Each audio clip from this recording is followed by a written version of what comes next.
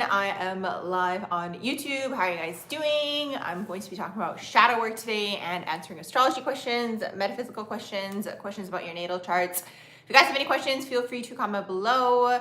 How are you guys doing? If you guys would like your own natal chart reading, synastry reading, progress natal chart reading, mini natal chart reading, if you guys would like a one question reading, you guys can send me an email. You guys can go on my website underneath the description tab or the description below.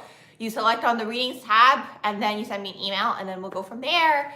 How are you guys doing? I see you all in the chat. Hey Esperanza, yes, all the names. Hey Euphoric Nostalgia, okay, I will get to your question. Hey Luna, hey Concern, hey Sarah, how are you all doing? Hey Mary. What's new, you guys? What's the 411? So basically the question, or not the question, the name that won was Astro Talks. But here's the thing, it's Astro Talks, right? So I'm like, should we call it Astro Talks Community? Should we call it Astro Talks Besties? Should we call it Astro Talks Tribe? Let me know what you guys think. How you guys doing? Hey, Sue loves astrology. Oh, I'm so happy to see you here. I'm sending you good vibes. I hope that everything gets better for you as well. Hey everyone, welcome to everybody joining. Okay, I wanted to talk about shadow work today. So we'll talk about shadow work first, then if you guys have questions about that, and then we'll go into the astrology Q&A. Now, if you guys have any astrology questions, feel free to comment below. I will be going back up and then answering the questions. So, okay, let's talk about shadow work season. I feel like it's always shadow work season, especially these days with the frequency of the planet going higher and higher. There's gonna be more and more shadows coming to the surface. So, basically, what is shadow work? Hey Claris, how are you doing? I'm answering astrology questions, metaphysical questions, questions about your natal charts. If you guys have any questions, feel free to comment below. I'm gonna be talking about shadow work today. So, shadow work. Okay, shadow work season. What is shadow work? Let's start there, okay? Basically, the collective, everybody has some kind of shadow going on, right? Usually these shadows are the energies that are pulling you out of where it is that you're trying to go in this lifetime. That's basically in a nutshell what it is, right? Because it's like if you're trying to go somewhere and then you have a certain shadow trait, that particular shadow trait could be pulling you out of where it is that you're trying to go. Now here's the thing, okay? If you don't have anything you're trying to do down here and you're just trying to chill, then it doesn't matter, right? It doesn't matter. You don't have to do anything, right? But if you find yourself in the same situation a lot of the time, or if you're just trying to improve yourself, or if you're trying to be on your path, well then you're probably gonna have to do shadow work because it's pretty dusty down here, okay? Hey Mary, how are you guys doing?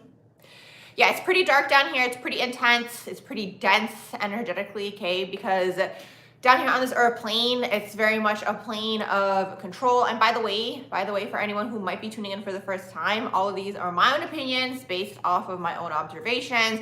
And my disclaimers are, I'm not a psychologist, I'm not a therapist, I'm not a medical practitioner or anything of that sort. You guys can always take what resonates and leave behind what does not. So, down here, it's pretty dense, it's pretty intense energetically, okay? Most people are vibrating out of the lower energies, okay, out of the lower chakras, right? So it's all connected at the end of the day because the lower chakras, right, are connected to your lower chakra wounds.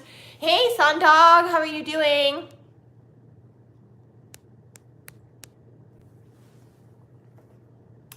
So basically, yes, okay, all of the wounding that's taking place is going to be stored in your lower chakra. So that will give you a good hint or like an idea as to what shadows might be taking place, okay? What could be holding you back energetically. Now, here's the thing. I know these days, you know, there's a lot of talk about healing and so on and so forth, but the more that I learn about astrology, it's like, yes, you can heal to a certain extent, but it's like life is ongoing. Do you know what I mean? So there's always going to be something to work on. You don't want to focus on that. You just kind of want to have things brought to your awareness, and then you want to change maybe certain patterns that are energetically holding you back, or if you have like a certain character coming through. Because the thing is, when we look at a natal chart, for example, in a natal chart, you will see that you'll have the same type of character coming through. Do you know what I mean? Because it's part of the energetic coding, right? That's the way that I look at astrology. It's part of your energetic code. So it's like, yes, you have healing, and yes, you want to work on things and all of that, but it's like at the same time, no one's ever going to be 100% healed. That's the first thing. And the second thing is there's always going to be something to work on, and you don't want that to be your main focus. That's the way that I see it. Because the way that I see it is like you have people who have still accomplished things they wanted to do down here, but maybe they weren't 100% healed. Now, what's interesting with that is I have a video on here. It's under my metaphysical playlist. It's called The Tragic Flaw. And the tragic flaw is in literature, okay? So something that I noticed, in my own opinion, okay, is that, okay, basically in literature, the tragic flaw is like, you know, the main character in the story usually has some kind of flaw. That's their tragic flaw. And then this tends to be the reason for their downfall, right? So I've noticed sometimes people do tend to maybe accumulate success or accumulate things in their life, but then it's like they have this tragic flaw that is connected to their wounding, and that tends to be their downfall, right?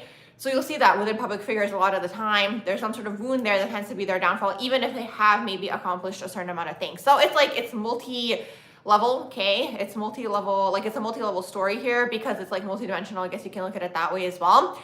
Because it's like, okay, so you're never going to be 100% healed, but then also at the same time, you want to have your goal and your ambition. You want that to be stronger than maybe the wounding that you have, because then you don't want the wounding to throw you off your path, right? But maybe you accomplish what it is that you're trying to do, and then you still have the wounding that hasn't been looked at. That tends to be the tragic fall, and that tends to be the reason for your quote unquote downfall, right?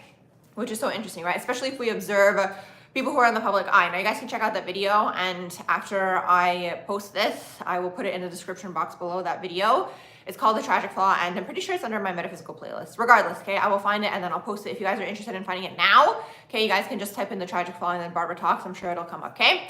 So basically it's this. So it's like you want to master this, and it's connected to the unconscious, it's connected to the subconscious, it's connected to the wounding, it's all connected, right?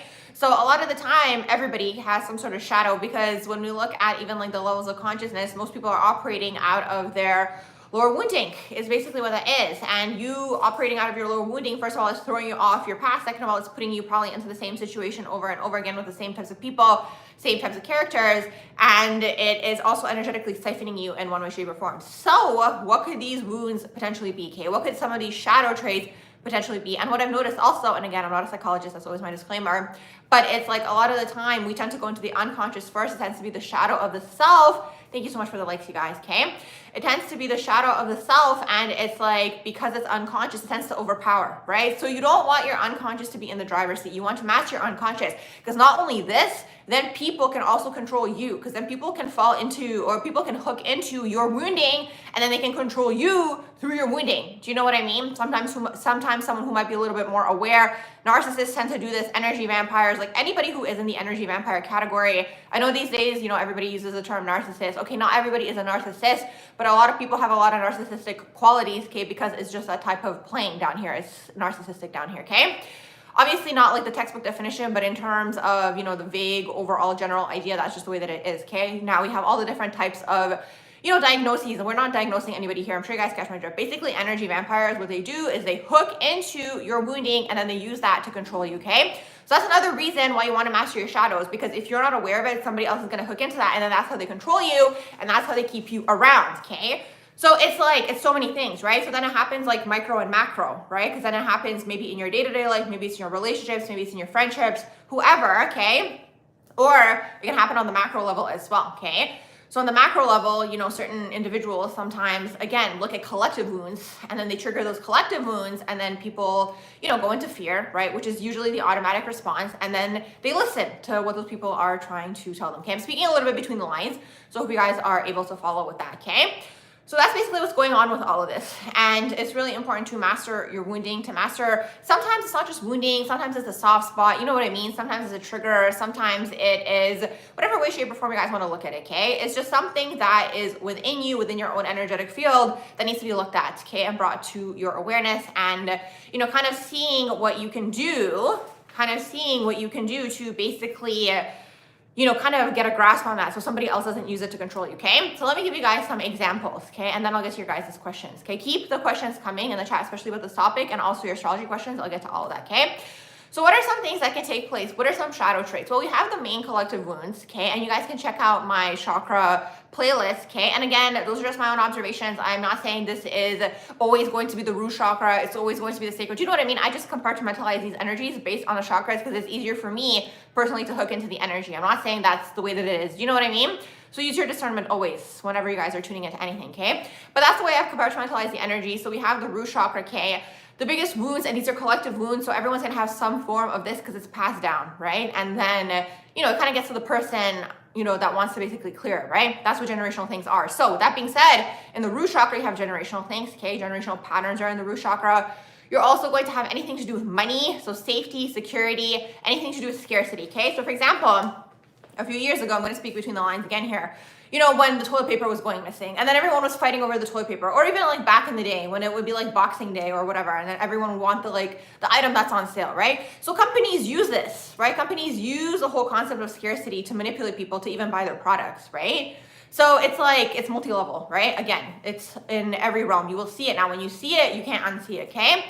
So there was that. So for example, that's like the scarcity wound, okay? And that's a collective wound, right? It's like a typical human thing. So it's like, if you want to sometimes manipulate someone, or if someone wants to manipulate you, they might put you into a scarcity mindset, right? To get you to act in a certain type of way, okay? So that's a big one within the collective.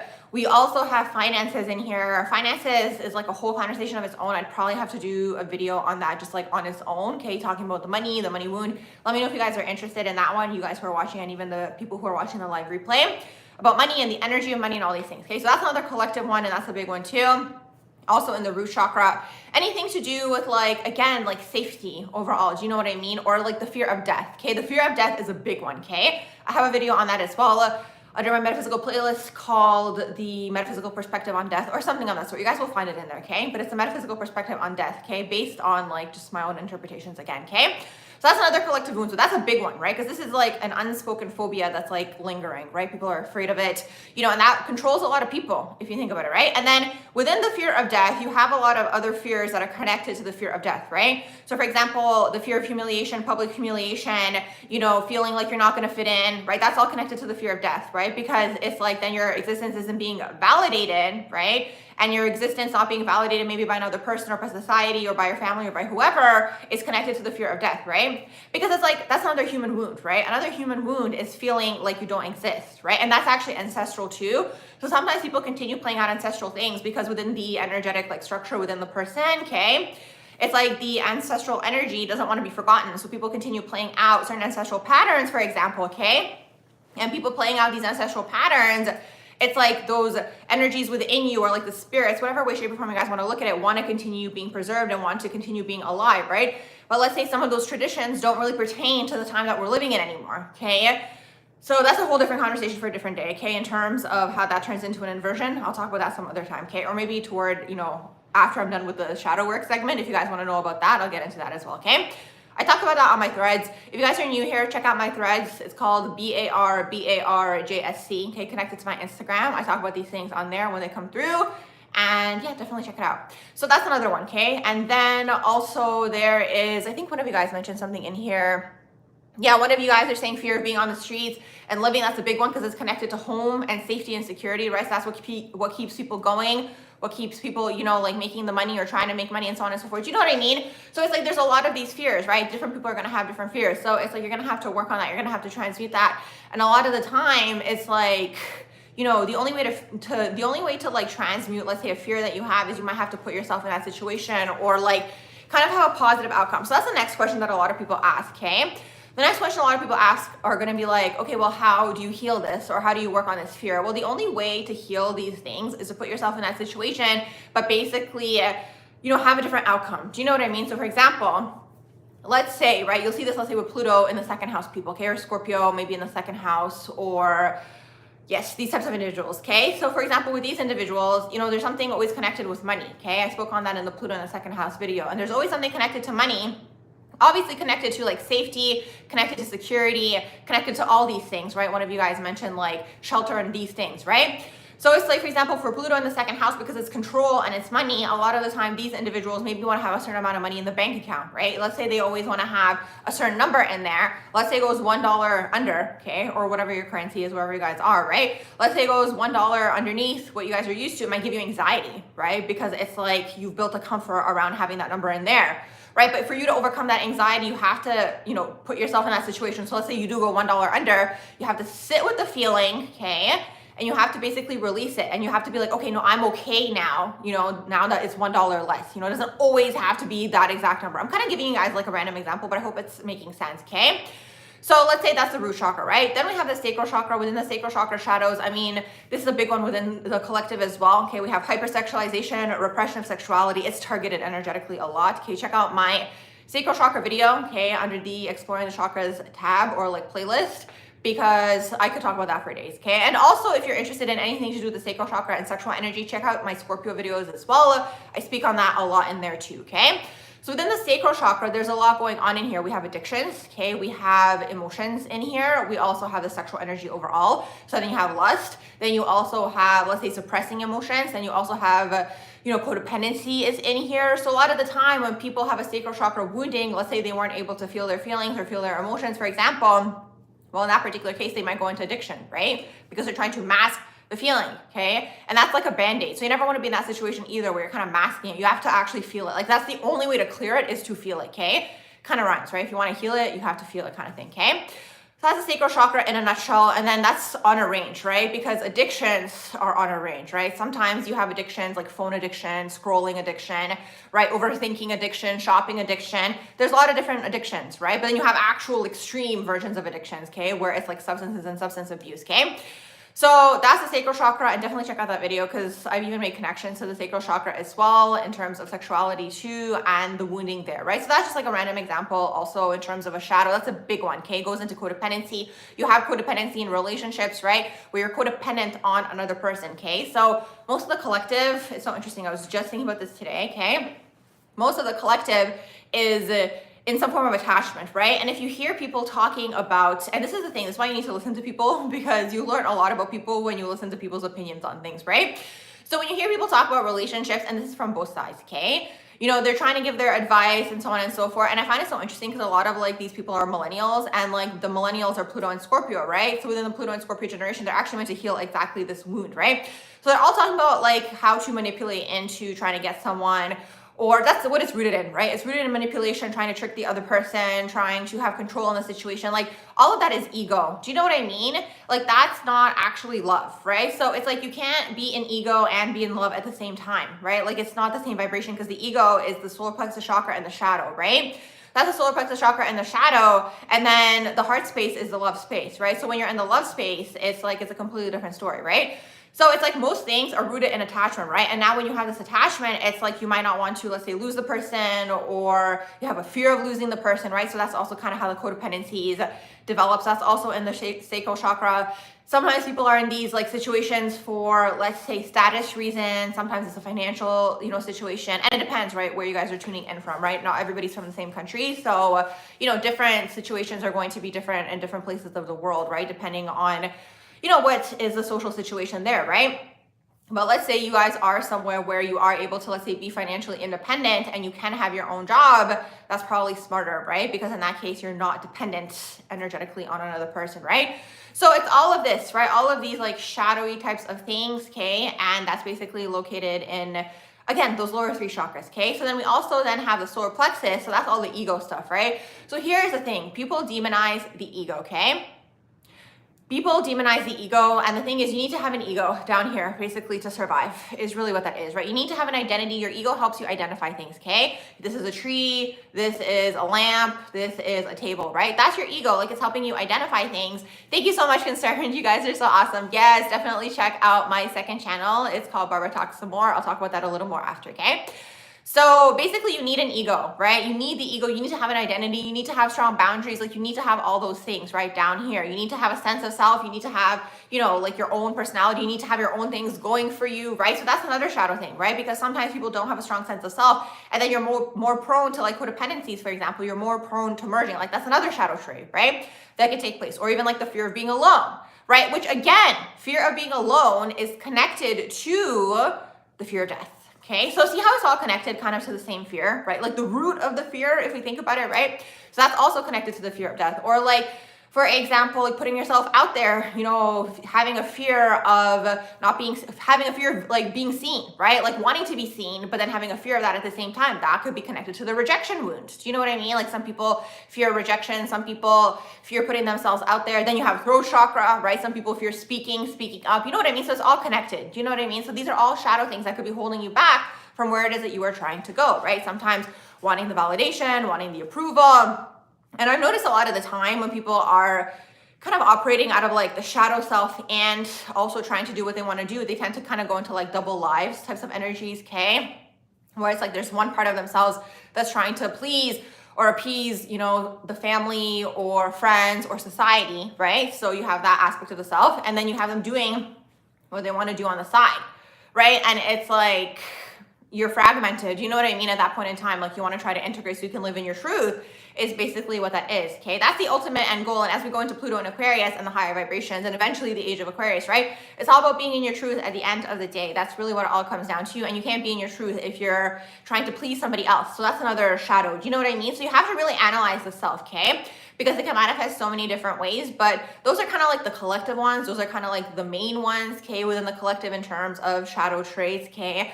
A lot of, and you'll see this through your natal charts, right? Like you can see through your natal chart what your soft spots could be, right? For example, like let's say you have Libra energy, you could have the tendency to fall into people pleasing, you know, not having a strong sense of self. So you'd have to work on having a strong sense of self, right? Because you're prone to not having that strong sense of self because let's say, again, you're looking for the approval and so on and so forth. Like let's say within Libra, right? So we could go through all the signs, but I'm sure you guys kind of catch, you know, the drift here and like the idea overall, right? In terms of what shadow work is and how to heal it. To heal it, basically you have to put yourself in that situation, right? So like, let's say you fear like public speaking, but maybe you always wanted to do that. Well, maybe taking a public speaking class, maybe doing some sort of like smaller event where you get to open up your throat chakra, exercise your throat chakra, and all these things. And it's like baby steps, right? The more that you do it, the more you develop the confidence. And then it's connected to your solar plexus, right? And it's also connected to the previous video that I had a few weeks ago now, okay? Where I talked about your auras, okay? Because the more you develop the confidence in the self, right? The trust in the self, your aura starts to expand outward, right? And it's like, then you're not dependent anymore on the external things, like even the external systems, for example, okay? Kind of speaking between the lines here, okay? You're coming into your power, essentially is what that is, right? You're now magnetizing things towards you. Your aura is expanding outward, is basically what that is, right? And it's a journey, like it's a journey of the self, and it takes time, and you have to really analyze the self, and you have to really see why are you doing what you're doing, okay? And you know, then you start to be able to distinguish, right, between what's going on within yourself. Are you feeding into someone else's dream of you? That's like a 12th house shadow, for example, because within 12th house energy, people tend to project onto you, right? So when people project onto you, you might unconsciously be feeding into that. And again, you'd have to explore and be like, okay, well, why are you doing that, right? Why are you feeding into what somebody else wants for you? Usually, again, connected to some form of validation, wanting to be accepted. And again, connected to the whole human wound here, right? That's again connected to the fear of death, right? Because it's like, the validation that people are seeking is to validate your existence ultimately at the end of the day, right? That's pretty much what a lot of these things are connected to. Like most fears in one way, shape, or form, if you really go to the root of them all, are connected to feeling like you don't exist, okay? Because like it's like the human aspect of the self, right? Like all humans want to feel like they exist, right? It's like it's connected to existentialism, okay? And then that wound is connected to the fear of death if you feel like you don't exist, right? Because it's that whole quote, like if the tree fell, okay, in the forest and nobody heard it, did the tree actually fall, right? So it's really interesting. It's kind of deep, okay, in terms of if you really start to explore what it's all rooting in or rooted from. But at the end of the day, you'd have to kind of, again, see what's energetically holding you back, okay? So these are a few of the shadow, you know, wounds, and you're always doing shadow work. And the thing is, these people, well, you're not always doing shadow work. Things are coming up to the surface for you until you want to clear it, essentially, right? So you're always going to kind of have the same type of character coming through until you clear it, right? Until it's like brought to your awareness. And it's like, again, when you're more unaware, and again, you can't really tell, especially if you're like vibrating out of the lower energies, because it's just like almost survival. Like it's like a survival mechanism a lot of the time too. A lot of these woundings. Another one too, like another shadow that I noticed within people is like very much connected to, again, you know, maybe when they were younger and they weren't accepted by the home, by the family. So then they kind of learn to be secretive. Like that could be sometimes connected to Scorpio as well. Like Scorpio can be good at hiding the self, okay? Because of the fact that they were kind of in survival. And again, that's also connected to survival. So that's another reason why people sometimes act out these shadows, because it's connected to survival mode in one way, shape, or form. So it just is what it is. If you guys are around someone like this and you guys are aware, well, there's not really much that you can do. You can try to help these people by like speaking about it or like bringing it into their awareness. But usually what happens is like, even if you bring someone's shadow to the surface, like if you say it to them and they're not ready to hear it, well, then they project onto you, right? Because the ego is fragile, right? For most people, right? For most people, like most people develop like the ego, which is the identity around an external thing, okay? So if you kind of try to, not even if you try to, like if you say something to trigger that external thing, it triggers the ego, right? So then they go into defense and then they might project at you and say that you're the problem, even though it's not you, it's actually them. So that's basically what it is, okay? So that's basically shadow work in a nutshell. Let me know if you guys have any questions. I'm just going to go through what you guys are saying in here. You said yesterday you found out your primary trauma wound, and of course it is reflected in your natal chart, and it's not what you would have ever thought. Exactly. See what I mean? It's like when you are trying to get to the root of something, it's literally like peeling off an onion. Maybe you guys have heard that, okay? So it's like, the way that I see it is first you have to even get to the point where you see that there is an issue, right? So you have a little bit of awareness starting. Most people aren't even there, okay? So people again are operating out of autopilot, and again all of these like defense mechanism things that they have developed their, again, identity through, right? And it's not really who they truly are. And again, a lot of that is connected to like the rejection of the self, right? In terms of being rejected, okay? Usually, again, I'm not a psychologist, but it's usually by the original two caregivers, right? Or whoever was around, and then eventually kind of perpetuates throughout your life. That's kind of how it starts.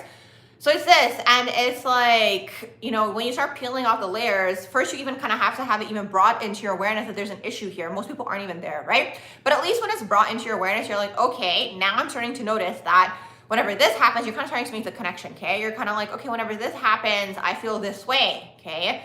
So it's like, you know, you might externalize in the beginning, right? You might be like, okay, it's every Wednesday, or it's every time this happens, or it's every time this person says this. Do you know what I mean? It kind of starts off by externalizing, and eventually you start to kind of go more and more inward, and then you start to dig even deeper and deeper. You know what I mean? It's a whole process, right? Until you get to the core. You want to get to the root of it, because the thing is, when you get to the root of it and you're able to transmute it, you don't get triggered anymore. So if you're still getting triggered in a situation, there's still something there that needs to be assessed. Like you still have to kind of dig a little deeper to see what's going on, is basically what that is. Hey DJ, how are you doing? No, High Vibe Tribe I think was like third on the list, but it's gonna be Astro Talks. Thank you, by the way, to whoever suggested Astro Talks.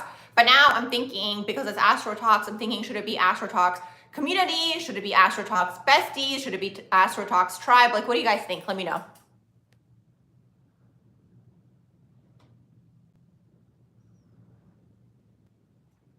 Thank you, Concerned. Okay, I'm going back up now to see what you guys are talking about here. You said nothing is by accident. You popped in and I was talking about childhood and Scorpio. There you go. Basically this. Oh my gosh, cool. You're doing healing classes, Reiki soon. That's awesome. You know what's so interesting? So I did Reiki when I did my first Reiki class, because there's like the levels to it. When I did the first Reiki one, it was so interesting because I wanted to do it just for myself. I never had the intention of doing it for other people. Like, it was so interesting. I was so deep in the corporate world then. Anyways, so I was like, whatever, I'm just gonna do it for myself. I actually wanted to learn more about chakras and these types of things, and I thought it was really cool. So I did the first Reiki session, like the Reiki class and the Reiki course, and it was so interesting because the instructor said to all of us, and the instructor was like, you're always gonna pinpoint everything back to this day that everything changed. It's crazy how people's like claircognizance works. And literally so many times I like thought about that. I was like, wow, that literally put me on such an interesting journey, basically.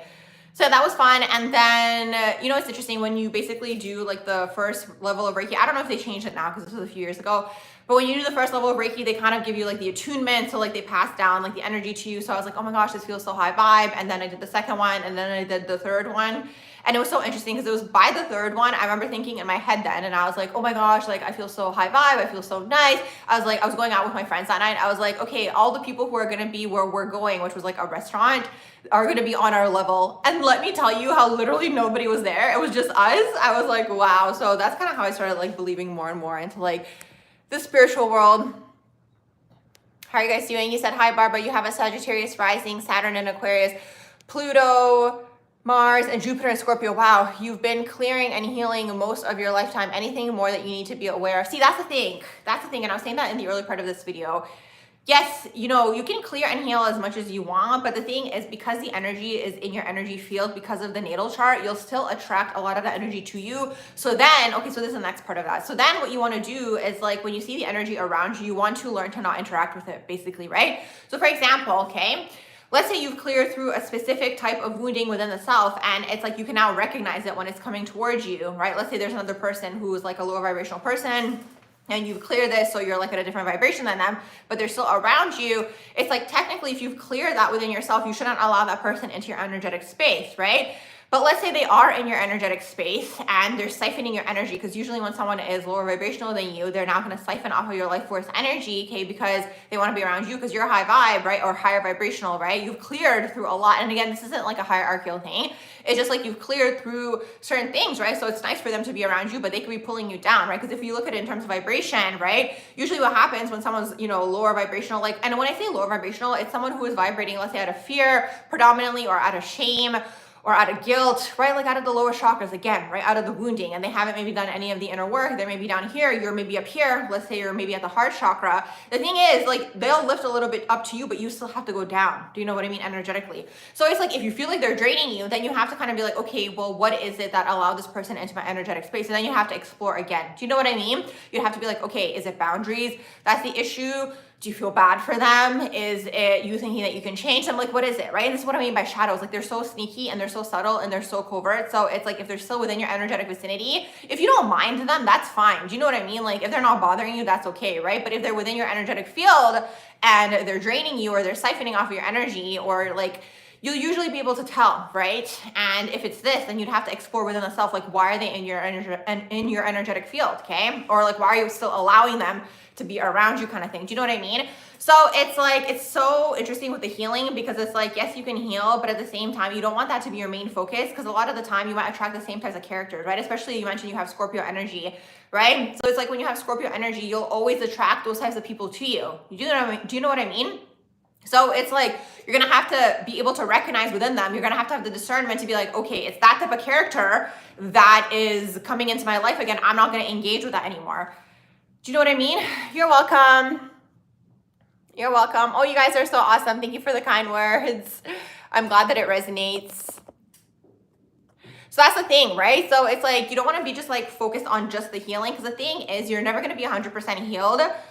And it's like, you're always going to have something to work on. Do you know what I mean? So then it's like, the focus is just on that, and it's always like trying to improve and so on and so forth. And it's just like, you don't want to be just laser focused on that particular thing. I hope that makes sense, right? Because it's like, again, with the astrology, like, that's just the way that I see it these days. It's part of your code. It's in your energy field. So you might have the same characters coming through, but it's up to you now to like not engage with them anymore, is basically what that is. Okay. So if they're still within your energetic vicinity at that point in time, it's like, you have to have the awareness, right? To be like, okay, I'm cutting this off energetically, okay? Like, I'm not going to allow this person to siphon off my energy. If they somehow crept in or like slipped in through the cracks, there's something there within you again, because everything comes back down to the self. Even within relationships, like, it never has anything to do with the other person or the other people. Everything that we do is literally about the self, okay? Ultimately, at the end of the day. So even sometimes when people think they're being selfless, it's still connected to the self in one way, shape, or form. So you said shadow work for Saturn, Moon conjunct in the 8th house. So that's intense. You have Saturn and Moon conjunct in the 8th house. Let me think.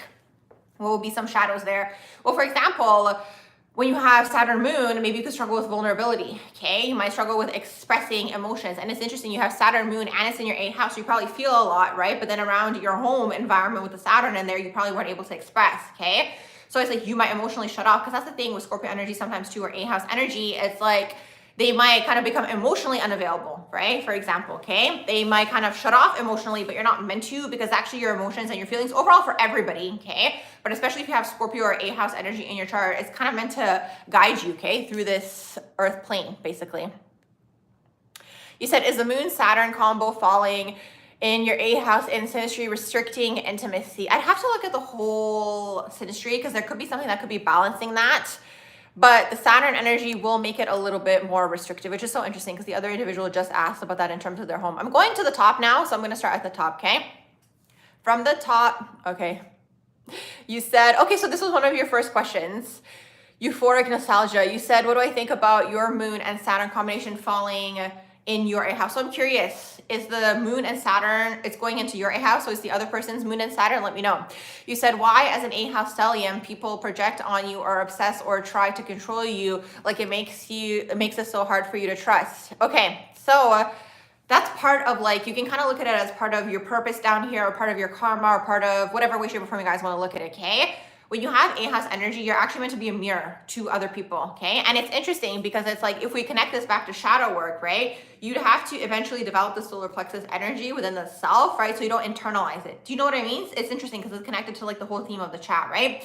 So it's like you'd have to get to the point where it's like, that's the way that I see it. Like I see a strong solar plexus as like the energy comes towards you, it bounces off, okay, of you. It's not affecting you anymore, okay? You're becoming energetically stronger, right? You're strengthening your aura essentially, right? So it's like you just kind of have to have the awareness that you're not really doing anything to trigger these people. It's actually just like, that's another thing too. A lot of the time, you guys, when you have a lot of light energy within you, or you're just naturally a little bit higher vibrational, you will trigger people around you, okay?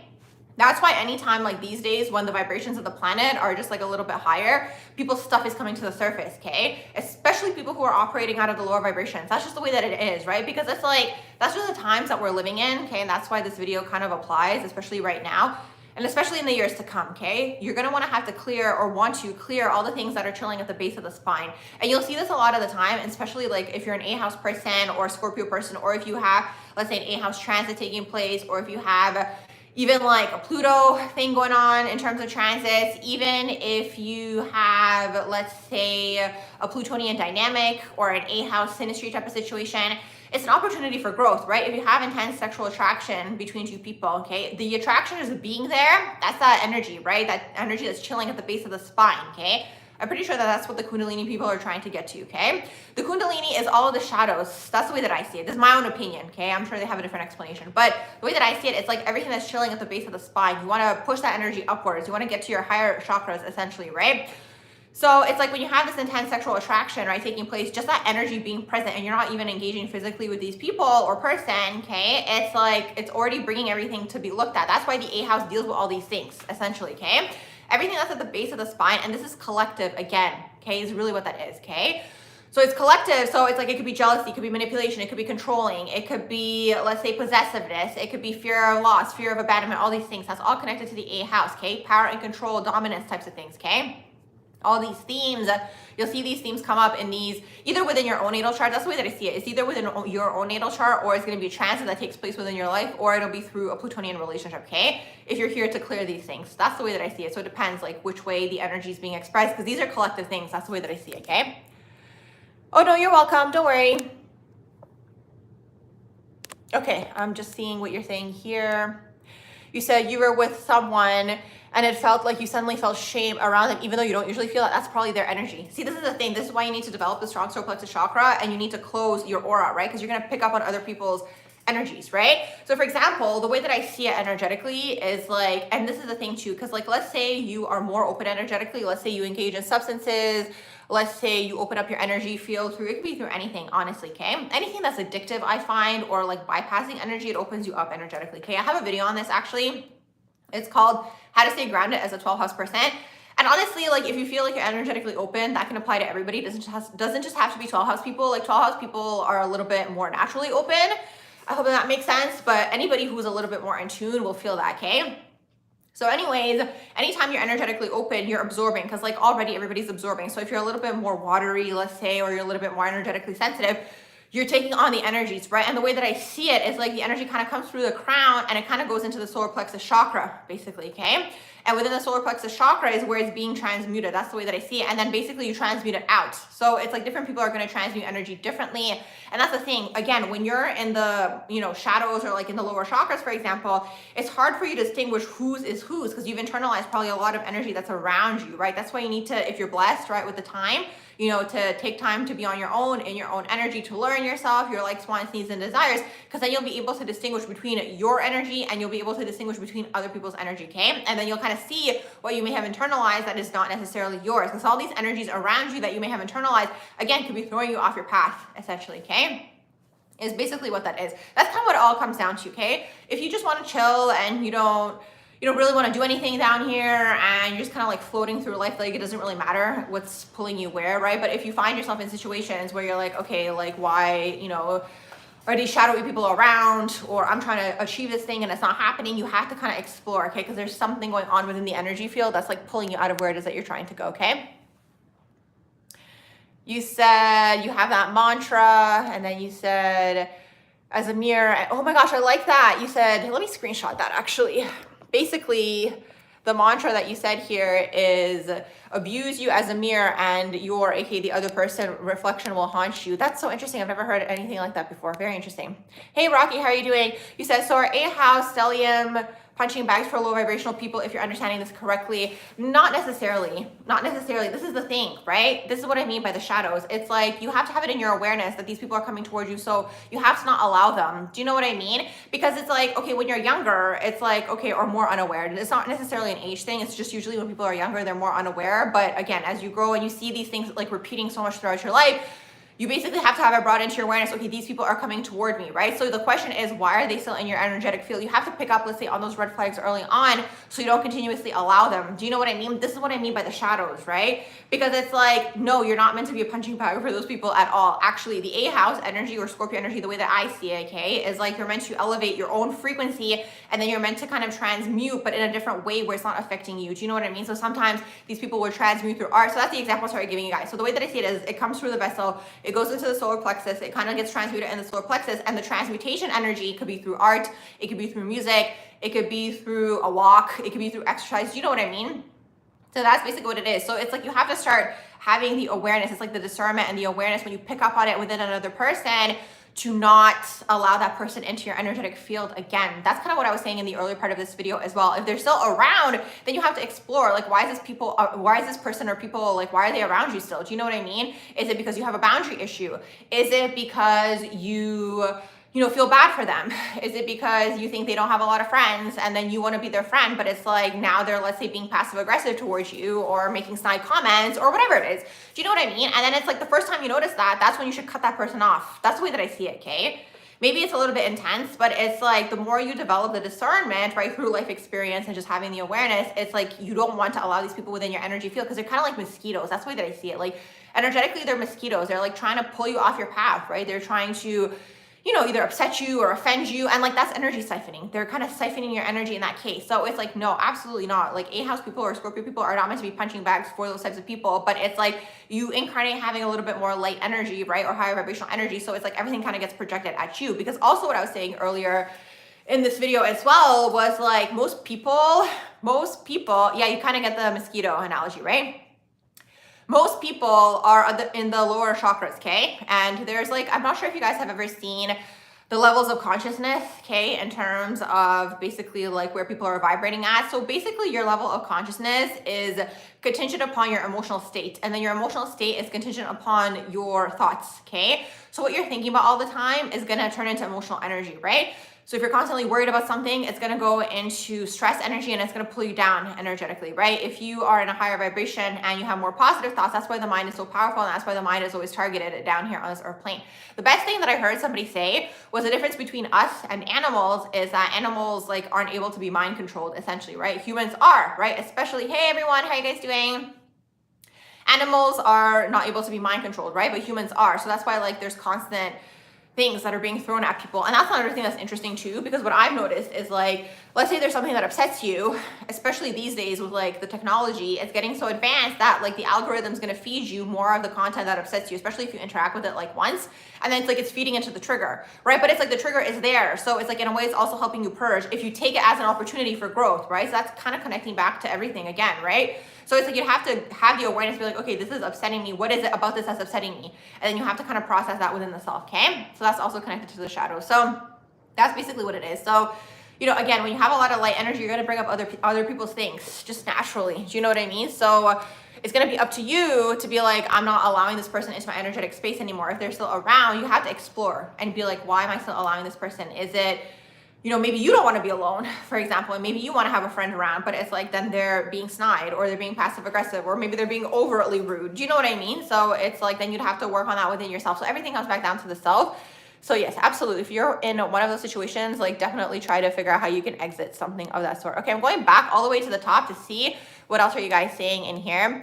Oh, and another question one of you guys had was in terms of being an A house stellium, like why do people obsess over you? Because of the depth of the A house. Right? Because like when people obsess over you, it's a few things that can take place. Either they want to be you, okay, which is kind of danger zone. I don't know if you guys ever saw the movie The Roommate. Anyways, obviously not speaking that into existence for anybody, but it's like if someone's like obsessing that much over you, it's just like not healthy, right? So there's that type of obsession. There's the other type of obsession where they feel rejected by you in one way, shape, or form. So it's like that can also manifest into obsession, right? If someone feels rejected by you, And yeah, it's either one of these things, or they just don't like you. But it's like, even if they don't like you, like if you're bringing out this like intense reaction in the other person, it's like you're still affecting something in them, right? So then that's shadow work season for that person, right? So it's up to them to see what's going on within them. So it's this. You said ideas on differentiating. Okay, that's a good question. Ideas on differentiating intuition versus anxiety and fear. That's a very, very good question. So again, you're gonna have to take the time to be on your own and learn yourself. That's really the only way you can start to differentiate, and that will also help you go into the higher vibrations. Again, the more shadow work that you do, the more that you clear yourself, the more that you clear these like lower chakra wounds and all these things, you'll be able to go into the higher chakras. And when you're in your heart space, then you'll know when something that's coming through is assisting you. But here's the thing too. Sometimes you have anxiety in a situation because that's also your intuition, right? So you're gonna have to learn yourself. Do you know what I mean? You're gonna have to actually sit down and be like, okay, what are my fears? What are the things that give me anxiety, right? Like, what are the things that affect you? Do you know what I mean? This is why I have to learn the self, because then when you know what like your own thing is, you know what I mean? Then you'll be able to differentiate when it's like an actual anxiety type of situation that's kind of giving you like red flag energy, like exit this right now. Like sometimes I look at anxiety in that way as well, right? So anxiety is like on a range. It's hard to explain because sometimes anxiety, I look at it as like, sometimes the vibration is lower than you.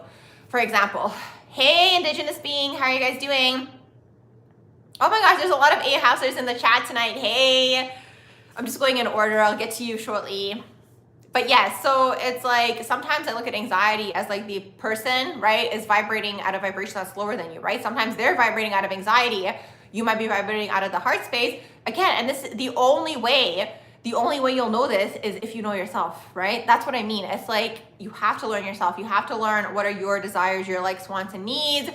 You have to learn all these things. What are your own shadow traits so you can differentiate between somebody else's, okay? But overall, like, intuition usually is coming out of the heart space is basically what that is, but it's not always this, right? Because sometimes, again, sometimes you have anxiety in a situation because it's a survival thing, right? It's kind of like your fight or flight going off. And this is why I'm kind of like, I don't fully believe in attachment styles personally, okay? And that's just my own opinion, because it's like when they talk about like anxiety, right? In terms of attachment styles, the way that I think about it is like, sometimes it's like literally your fight or flight being like, don't get involved with this person. Do you know what I mean? So it's really interesting to see, especially in terms of like psychology and all these things. Like a lot of that is like, in a way, gaslighting people's intuition, because first of all, you're trying to make people fit into a box, but they've also taken out the intuitive aspect of things and all of this, right? So sometimes you have, let's say, even avoidance, right? If you look at avoidant attachment style, it's like sometimes you're avoiding a person because there's something there that's off. Do you know what I mean? So just going back up here. Hey, Sarah, you said our dear friend. You guys are my dear friends. Thank you for staying, Euphoric. I'm seeing your earlier comment here. Where have you been concerned? I thought you were somewhere warm by the beach, by the ocean. I love it. You guys are so awesome in the chat. I'm just reading what you guys are saying. You said, okay, you guys are just talking. That's you guys speaking to each other. Let's see what else you guys were saying here. I'm not seeing Sundog's comments for whatever reason. Sundog, if you're in this chat, I'm not seeing your comments. I'm not sure why. You said the 12th house is always going upstream, opposite direction. Pisces rule duality. You said, also another thing, you said, why as an A-house styling do people try to control you? Because see, here's the thing, it's in your energy field, right? So it's like, because it's in your energy field, it's like when someone tries to control you, think about it this way, right? Someone's trying to control you because they don't want to lose you, but it's like, that's their own issue. Do you know what I mean? Again, it's like they have to work on themselves. Hey, Nate, how are you doing? Hey, expression of Nate, how are you doing? But this is what I mean. So it's like, if they're trying to control you in a way, they're trying to siphon your energy, because it's like, this is what I mean by the attachment that I was saying earlier in this video as well. Then that's not a relationship. You know what I mean? If they're trying to control you, they always want you to be around. Like that's their own abandonment issue that's being triggered, right? So it's like they have to work on that then. And if you sense this within another person, and again, this is what I mean by catching those red flags early, or just like the shadowy behaviors, right? Because again, you know, you might kind of overlook it because that's something that's just like not taught to pay attention to. Up until this point in time, a lot of people are talking about it now, which is awesome. But up until this point in time where people were speaking about it more. Oh, actually, no, I do see Sundog. Hey, Sundog, I do see your comment here. Crisis averted. But yeah, so it's like if someone's trying to control you, there's something going on there. The way that I see controlling people sometimes too is like they're trying to siphon off of your energy.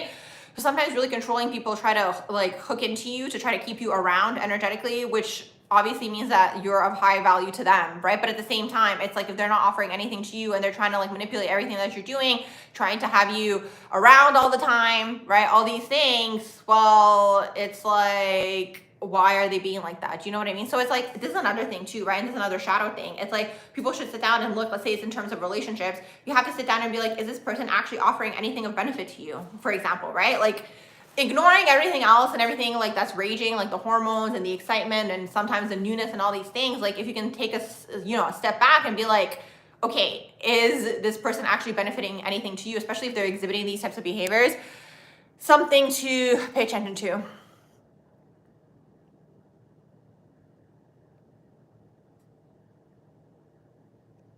Exactly. Yes, Nate. Hey, Sundog. Okay. Oh, I'm glad that you liked this industry video. Which one did you like?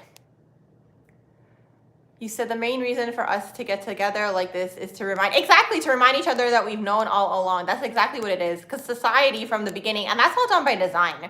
Do you know what I mean? Society wants people, in my own opinion, allegedly, okay? But society wants people to not be in tune with their intuition, because when you're in tune with your intuition, then you are living for yourself and you're not kind of fitting into a box, right? Because it's like the way the construct is like there's a certain group of people that want people working for them so they can capitalize, essentially, right? If we look at it, right? That's really what it is, essentially, okay? And it's like, if you kind of step out of that and you're like, well, I'm not going to listen to this. I'm just going to do what I want to do. Do you know what I mean? So, hey, Diana. I'm not sure what picture you're talking about.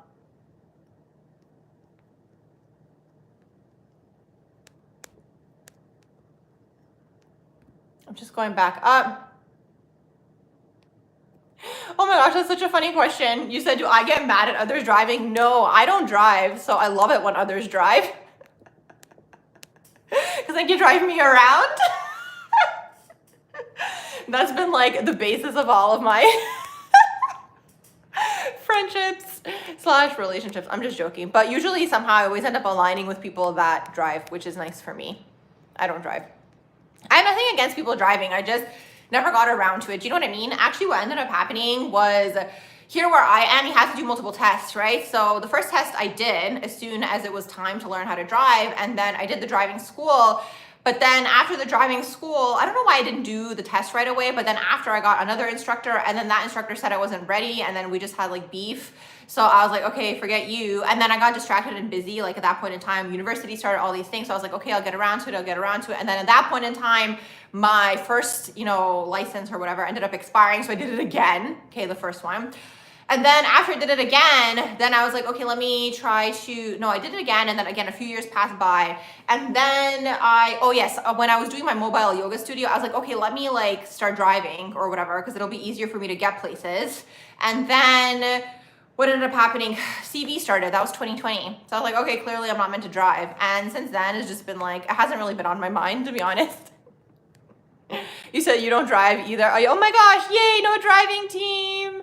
Yeah, I don't know, somehow the time passed and like I get around, really. Like if, again, I get around either with Uber or sometimes I take the bus.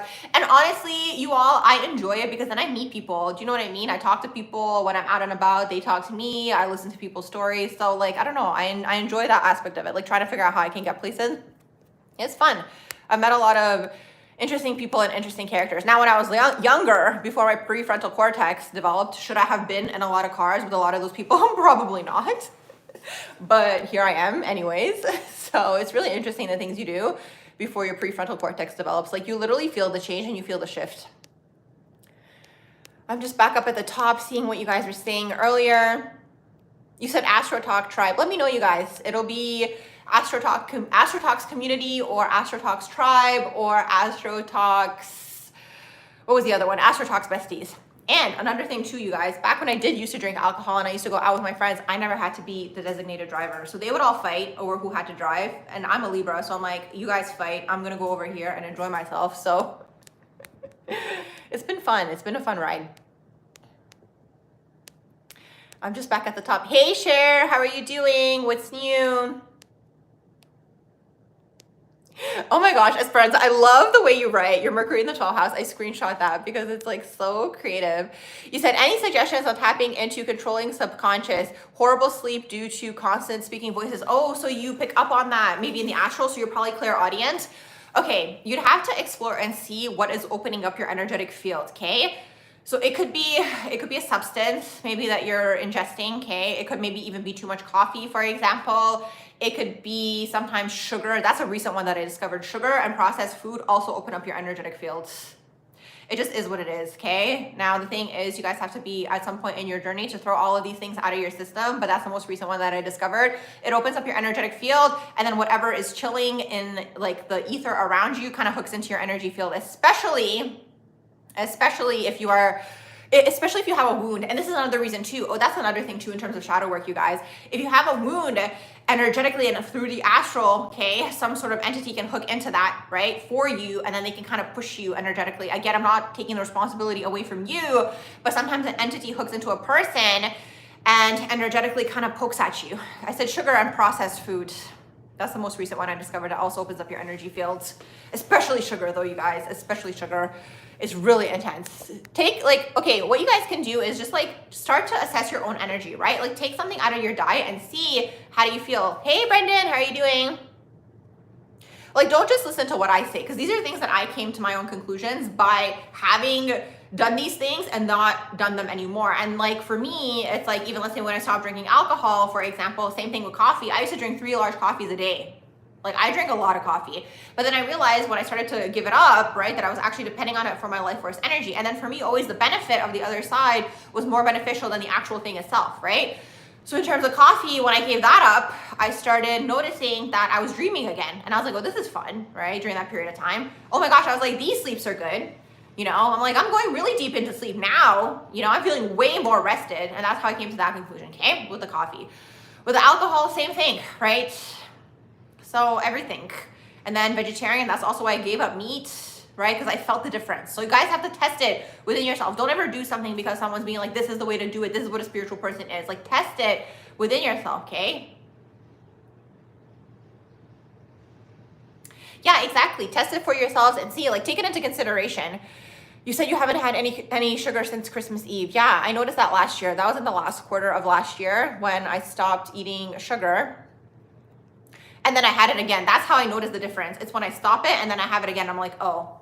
And then I'm like, okay, time to stop it. And it wasn't even like, that wasn't even like, oh, let me do it for this reason. I was like, okay, let me just not. Do you know what I mean? Sometimes it happens on its own. Like that's how I stopped eating certain meats too. It happened just like by itself, honestly. So it's like, you guys will see, like the more you clear things within yourselves, like it'll just kind of happen on its own. I'm just seeing what you guys are saying in here because you guys said so many good gems in here. You said you dream every night. Oh, that's awesome. You're trying to understand the meanings. Any tips? Okay, so here's the thing. I was never like a dream interpreter, okay, because dreams can mean so many things. Actually, you know what's interesting? I have to find this book, okay? It is in my language though, but I'll find this book and I'll show you guys. It was like a little dream book that I had from my family, so it's like super old. And within that book, okay, every single like symbol meant something, okay? So that was like one of my also earlier introductions to like dreams and dream meanings as well. But yes, I'll have to find that and show you guys. Exactly, DJ. Stop. I'm so glad that you said that. You said some meat. You guys just read what DJ said, okay? And for the people who are watching the live replay, I'm not going to say it on here, what's inside some of the meat. But for you guys who are watching the live replay, you're going to have to fill in the blanks in there. And I don't believe in Beyond the Meat either, okay? Beyond Meat, Impossible Burger, all the fake stuff, anything. Like, I don't believe any of that, like, fake stuff, okay? Because I'm convinced that in there is exactly what DJ said. Oh my gosh, we're literally on the same page. Yes. That was a conclusion that I had. And it was so interesting because that conclusion I came to basically when I would go to a certain fast food chain when I was vegetarian, like in the earlier days. This is before CV. And I went to that fast food chain with my friends. Every time we went to an event, we would go to the fast food chain and I would always have like the Beyond Meat burger. And I was like, it tastes so good. I'm like, and then I kept thinking about it. And this is how claircognizance works, okay? I kept thinking about it. And I'm like, why does it taste so good? Why does it taste so good? And then it hit me. And I was like, oh my gosh. And when I had that epiphany, I was like, no one's gonna believe me. They're gonna like, they're gonna be like, what is this girl saying? But I'm so glad that you guys know about it. Yeah, I don't know. In terms of meat, like it was very gradual for me. When I stopped eating, it was like kind of beef and pork at the same time. And then I eventually stopped eating chicken. And then eventually I stopped eating seafood. And like, I wasn't very picky in the beginning. So like, let's say I would have soup, but there was like little strips, like, you know, the little skinny, like ones that look like a hair, right? Of like chicken inside, I wouldn't mind. But then the more that I started to cleanse, the more I would taste the difference. So yeah, then I gave up that. And then yeah, seafood I stopped eating because then eventually kind of just started tasting like rubber to me, honestly. So that was seafood. And then, and honestly with seafood, I didn't really eat it that much to begin with. So that one wasn't hard. And then eggs, because I saw a video about eggs. And then eggs, I was like on again, off again with the eggs, because I would be like, okay, I'll eat it sometimes, and then I wouldn't. And then eventually I just like stopped eating that too. So you said you definitely dream. Exactly. You said you definitely dream vividly. And then you said when you gave up coffee for a brief period of time, you do, because coffee, it's like, it's still running through the veins within your body. When you are like sleeping, you're not fully sleeping, and then you're tired, and then you need more of it. So it's really interesting to see. So yes, there was something else that one of you guys said in here though that I was going to comment on. Let me just go back up. You said same thing happened to you. You ended up getting your license. You don't like driving. You'd rather have somebody else drive. Yeah. And you know what's wild? That's actually in my natal chart. See what I mean? It's like all in your natal chart. And that's another thing too. I remember saying to some of like my family, friends, whoever, right?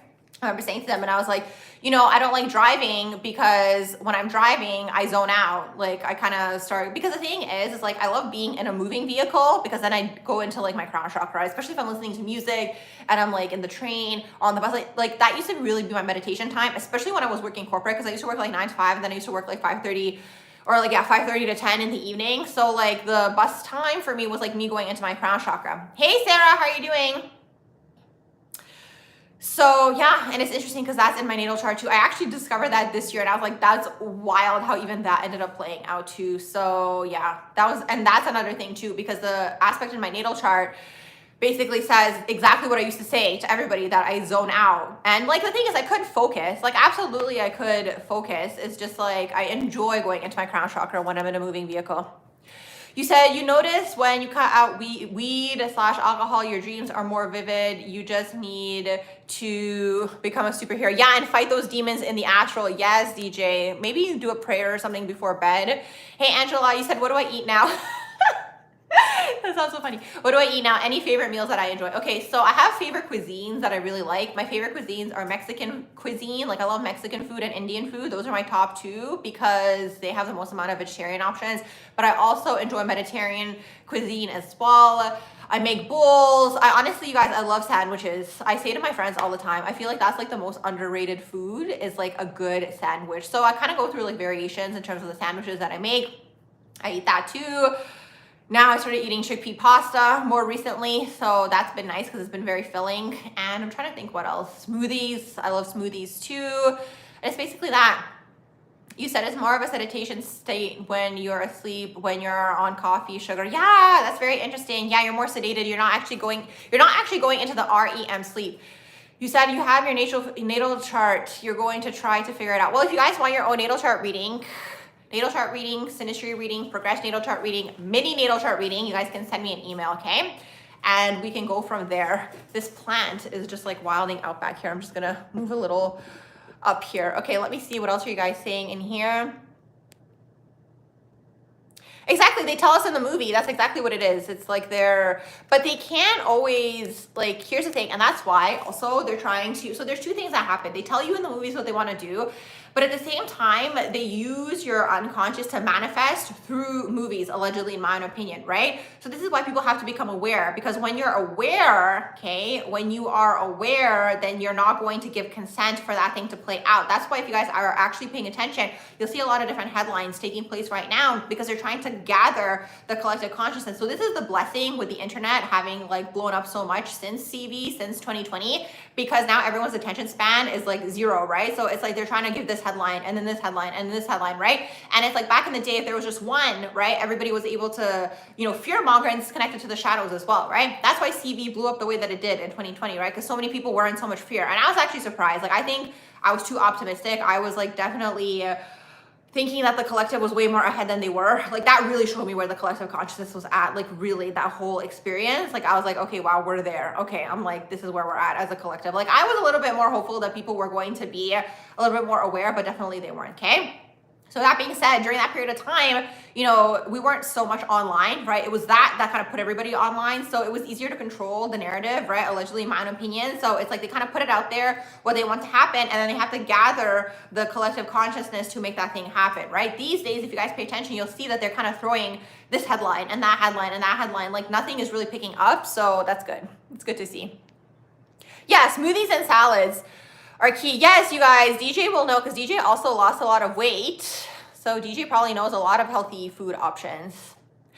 To be honest, I'm like very lazy when it comes to making things. So I just like make fast things, like whatever is easy to make. Sometimes I have like the moment of inspiration because to me, when it comes to cooking, it's just like not worth it, the amount of time I have to put in to make the thing and how fast I eat it. Do you know what I mean? Just like I talk fast, I also eat fast. I do everything fast. It's like, okay, just like on to the next thing. And what else? Let's see. Also, meal prep will help you guys too. Like if you guys pick like a day and you guys do meal prepping, like that's nice because then you kind of have like the food for the week as well if you guys aren't into cooking. Oh yeah, so I'm going back to Elisheva, what you were saying in terms of, yes, so you have to kind of close up your aura because then, you know, you won't pick up on it as much. So you have to see what's opening up your auric field basically, okay? Okay, one of you guys want to know about the money wound. Okay, I'll add that one on my list. Yes, thank you, Concern. Thank you for typing that out. Yeah, the Scorpio Showdown. Check out my second channel. That channel is like for public figure natal charts, okay, when I get inspired, and maybe I'll just like talk about things that I can't talk about on here, but honestly, whatever. But yes, for now, it's just for public figure natal charts, okay? It's called Barbara Talks Some More. Check it out. Make sure you guys subscribe to it. Make sure you guys like the video as well. Thank you so much. This video and that video. You said attachment is like replaying the toddler phase. That's the thing too. So that's another thing too, you guys. You will see where someone got stunted in terms of how they react in their trigger, okay? So for example, let's say someone's wound, the trigger took place when they were a toddler. When they get triggered, how they react is where their consciousness got stunted for that particular wound. I hope that makes sense, okay? You're basically reverting back into that part of yourself. So the way that they react in that moment is basically that aspect of themselves. So if they were a toddler, they will react like a toddler because that's when the wound took place, okay? They got stunted. Let's say they were a teenager, they will react like a teenager. Another thing with healing too, you guys, you will see that in different phases of your life, when you feel more energetically safe, you will revert back into that part of yourself to heal that aspect of yourself, okay? So like, let's say you were someone who was parentified and maybe you had to be very responsible when you were young and maybe you didn't have like the inner child phase, maybe later on in life, you'll see this sometimes with Capricorn energies in a chart, okay? They get parentified sometimes when they're young. So they have to be very serious and take on a lot of responsibility. Then they hustle later on in life when they maybe do have the money, okay, or maybe they are in a place where they feel financially secure, they might go into their inner child, for example, okay? So you'll see that happen as well, okay? And then you will also see that, you know, people, like, again, the phase that they missed, people will also revert back into that phase as well a lot of the time, right? So like, let's say people didn't have a teenage phase, again, later on in life when there's a space for that, they might revert back into their teenager, right? So this is the whole thing, even sometimes with like the midlife crisis and these types of things, right? So depending on what phase you missed, okay, you might revert back into that for a period of time until you heal that aspect of yourself, okay? And it's interesting because there's something in psychology, even though I talk about not being a psychologist, I actually like read a lot of psychology things and stumble upon a lot of psychology information, okay? But I'm not licensed, okay? So I'm not a psychologist. So anyways, they can't say whatever they want, right? Because they have to keep their license. I can say whatever I want because I don't have my license. So none of this is psychology information, even though I stumble upon these things, okay, and these pieces of information. But basically what I learned was something called the Erickson model. And within the Erickson model, you guys can research this for yourselves. It's really interesting because in the Erickson model, basically they talk about like the different stages that the human is meant to graduate from to get successfully into the next stage, right? You can kind of connect this back to being stunted. So if there's a phase of your life that you didn't experience, you kind of get stunted there, right? So it's like you might not be able to move on to the next phase of your life because you're stunted here, right? So you'd have to explore this. So I see that again, sometimes in public figures, for example, you know, when they were stunted in a certain area of their life, they're kind of playing that out sometimes for a while, right? Let's say they didn't have a teenage phase. Sometimes their whole adulthood is like being a rebellious teenager, right? So it's all about exploration. Let's see, DJ, what did you say? Thank you for the super chat, DJ. You said, since your Venus went from Pisces into Aries, what sign/life path would be most compatible? Probably one, or you went from Pisces into Aries. I'm trying to think because it's like the Pisces undertones are still going to be there, but now you're in Aries.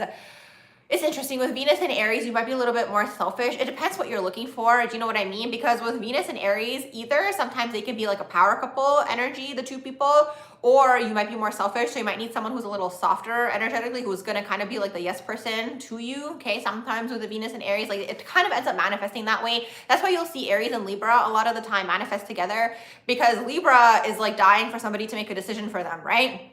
Because they are just like plagued by all of these choices, right? And then Aries comes through and Aries like, we're doing this, we're doing this, we're doing this, right? So you'll kind of see Aries and Libra gravitate towards each other, because then the Aries kind of calls the shots. But it's like sometimes that can go into the shadow for the Libra, right? Because the Aries is kind of trying to show the Libra to come into their power essentially, right? So it depends what you're looking for with the Venus and Aries, really, because again, it could manifest into a power couple, like both people. It could be like two people who are like working together towards something with the Venus and Aries, or it could literally be you doing your thing and you kind of have the trusty sidekick. So it depends, right? It's something that you'd have to look for in terms of like the rest of the energies within the other person's natal chart as well. You said, what are my thoughts on influencers from a spiritual point of view, and how are they different than celebrities? Depends, like what type of influencers are we speaking about, right? Because here's the thing. It's like, are they trying to sell you things? Do you know what I mean? Because then they're like still falling into like capitalism. Do you know what I mean? Like I get it if they like the item and like they want to get it for free, like that I understand, right? It's like you want to get the item, but it's like some people's pages is like constantly them pushing products, and it's like, okay, so you're just basically part of selling these things, right? It's different if you're working for yourself, right? And then somebody comes through and maybe you actually really truly like the product, because something that happened, you know, while everybody thought that the claw cap was going to get banned, all these people were coming out and being like, I don't actually eat that meal plan. I don't actually like that product. I don't actually do this. And like they're pushing the product, right? So it's like, it's different if you're like authentic about it. Do you know what I mean? So it depends, like in terms of your question, like who, like what kind of influencers are we talking about? Because you have micro influencers, or are you talking about people who are higher up? Because the higher up ones, like the ones who are like in the high numbers, I think a lot of those people are plants, in my own opinion, right? So that's just my own opinion. Like the really, really high up ones, I'm talking about like people who have maybe the same amount of following as actual like celebrities. Like I think a lot of those people are plants, because sometimes I think to myself in terms of like trends on the clock app, I'm like, who starts these? Do you know what I mean? I think that about that sometimes. I'm like, who started these trends? And I sometimes think that it's a plant, all of it. Like I think it starts from somewhere. Same thing with memes. Have you guys noticed that anytime there's something going on in the world, there somehow happens to go like be a meme that goes viral? That's just my own opinion, allegedly. Like I think to myself and I'm like, I feel like people who are in these groups kind of plant those things. Give me 1 second, you guys. Okay, I'm back. You're so funny, DJ. Yes, absolutely. I could look at synastry readings for you guys. You said that's why people become angry with body influencers who use, what's PEDS? Oh, like supplements or like drugs. They're creating an unrealistic body image for so many people, and it creates a lot of frustration and depression. Here's my thoughts on this too, okay? If the food wasn't so unhealthy, like would there be a need for the whole gym like culture? That's also my question, because it's all tied together in my own opinion. And this is again in the Western countries. Maybe in other countries, this isn't going to necessarily resonate, right? But the way that I see it is like, okay, so the whole culture is fast paced and you don't have the time to make the food. So then maybe you get fast food, right? On the topic of food, we were just talking about food earlier, right? So then you get fast food. The fast food is filled with garbage, and then that makes you gain weight and all these other things, sitting more, like not being out there. Like it's all connected, right? And then that feeds into the whole gym culture thing, right? Because it's like, realistically, if people were meant to look like that, we would naturally come out of the womb looking like that. Do you know what I mean? So it's like all connected. You said exactly. You've seen evidence from back in the day where people were eating foods that wouldn't really consider to be particularly healthy. Today, nevertheless, they are thin and healthy. I mean, I think about that in terms of like my own culture, right? I'm from the Balkans area and nobody went to the gym. Like, you know, I was actually surprised like a few years ago when I visited that they actually had like a gym there. Do you know what I mean? Because that wasn't a thing. Like they would go on walks or they would do like whatever things around, you know, they didn't really go to the gym. So it's like, it's really interesting because it's also kind of connected to like the whole lust culture and hypersexualization culture. Like why is there even a focus on showing everybody's bodies like everywhere? You know what I mean? Like it's all connected at the end of the day. And that's again, pulling people into their lower chakras. I mean, here's the thing. If you guys want to look a certain type of way, like go for it, right? Like that's your prerogative, but I'm talking about the whole industry and it being focused because that's also the type of information that's pushed, right? There's always all these fitness people and do this and do that. Like realistically, if you guys want to be fit, like just walk, you know what I mean? Like, because the thing is too, what always annoyed me is like, for example, if I go to the gym and I do weights, I'm glad that you like driving. If you go to the gym and you do weights, then you have to eat more protein. And that's like a whole thing too, you know? You have to eat more protein, and then you have the other people that are like really trying to bulk up, so then they actually take steroids and they're like, look at what I did. And then you have the other people who are on the other drug that I'm not going to mention in here to lose the weight. And it's like, which one is it? Which one is it? You said you're a certified personal trainer, and you know the industry created vanity. Exactly. Oh my gosh, I like that. You said you're a certified personal trainer, and you know that the industry is created for vanity, to take people away from their spiritual purpose. Now, that's all connected. You said overdone resistance training will tear up. That too, okay? And a lot of people don't even do the proper form. There's that whole part of the conversation. It's like they're gonna go and do the weights, but they're not even doing the proper form. And then it's like everything has to be in alignment, because I used to teach yoga, right? So it's like you have to have everything in alignment. And it's like, think about it this way. Let's say you're constantly doing the same yoga pose, or you're doing the same lifting, weightlifting exercise or whatever, and you're doing it wrong the entire time, okay? Which a lot of people are in their ego and they don't wanna listen, okay, to somebody else who might show them differently, right? And now you're creating an issue, because it's like, if you have something that's off, then you have another part of the body that's trying to compensate, right? So it's a whole conversation is really what that is. And that's another thing with yoga too. And like, I was drawn to yoga for the spiritual aspect of it, but then I saw everyone's teaching it like a fitness thing. And I'm like, yoga isn't fitness though. Yoga literally means union with God, right? So it's like the actual yoga exercises were meant to be for you to go through breath work, to go through the poses, which a lot of the poses are connected to the chakras, right? To open up certain things. Because if you actually pay attention and you actually do yoga properly, you'll see, right? Where you might have, let's say, issues with your heart chakra. Let's say it's a back bend. You can't do the back bend. Well, then you have a closed heart chakra, right? So it's like, it's all connected, but it's like, they're like, no, let's fit as many people as we can into a class. When I enter a yoga class and we are literally lined up like sardines, like when I see the little tapes on the ground, because they're trying to fit as many people as they can into one yoga class, I literally want to combust. I'm like, I cannot be around all these people, like me also, right? Like I prefer going to, like, I understand sometimes the classes like that, right? And sometimes you go in and there's less people, which is nice. Like I like going to like the less popular classes. Thank you, Concerned. I saw your message. Thank you so much. But when I go into yoga class, I don't go back to that place again. When I see everybody lined up like a sardine, and it's like, I'm like literally like energetically suffocating, because there's just like so much going on. And I always try to go to like against the wall or like in the corner somewhere where it's like less people around. But yeah, so again, that's become another capitalistic thing, right? If we really think about it. And it's like, it's also been advertised to look a certain way and to wear certain clothes, right? Because traditionally yoga wasn't even supposed to be in tight clothes. Like traditionally yoga was in loose clothes. You know what I mean? So it's this. Oh, that's so interesting. You said there's something sinister to the group fitness thing. It's interesting, like, especially if we look at it like for yoga, like there's something going on there energetically. I can see what you mean. You said, how familiar am I with my own ego? You've been gaining a lot of perspective recently, and you think our ego influences pretty much every aspect of ourselves. It does. But you have to know when you're making an ego decision, okay?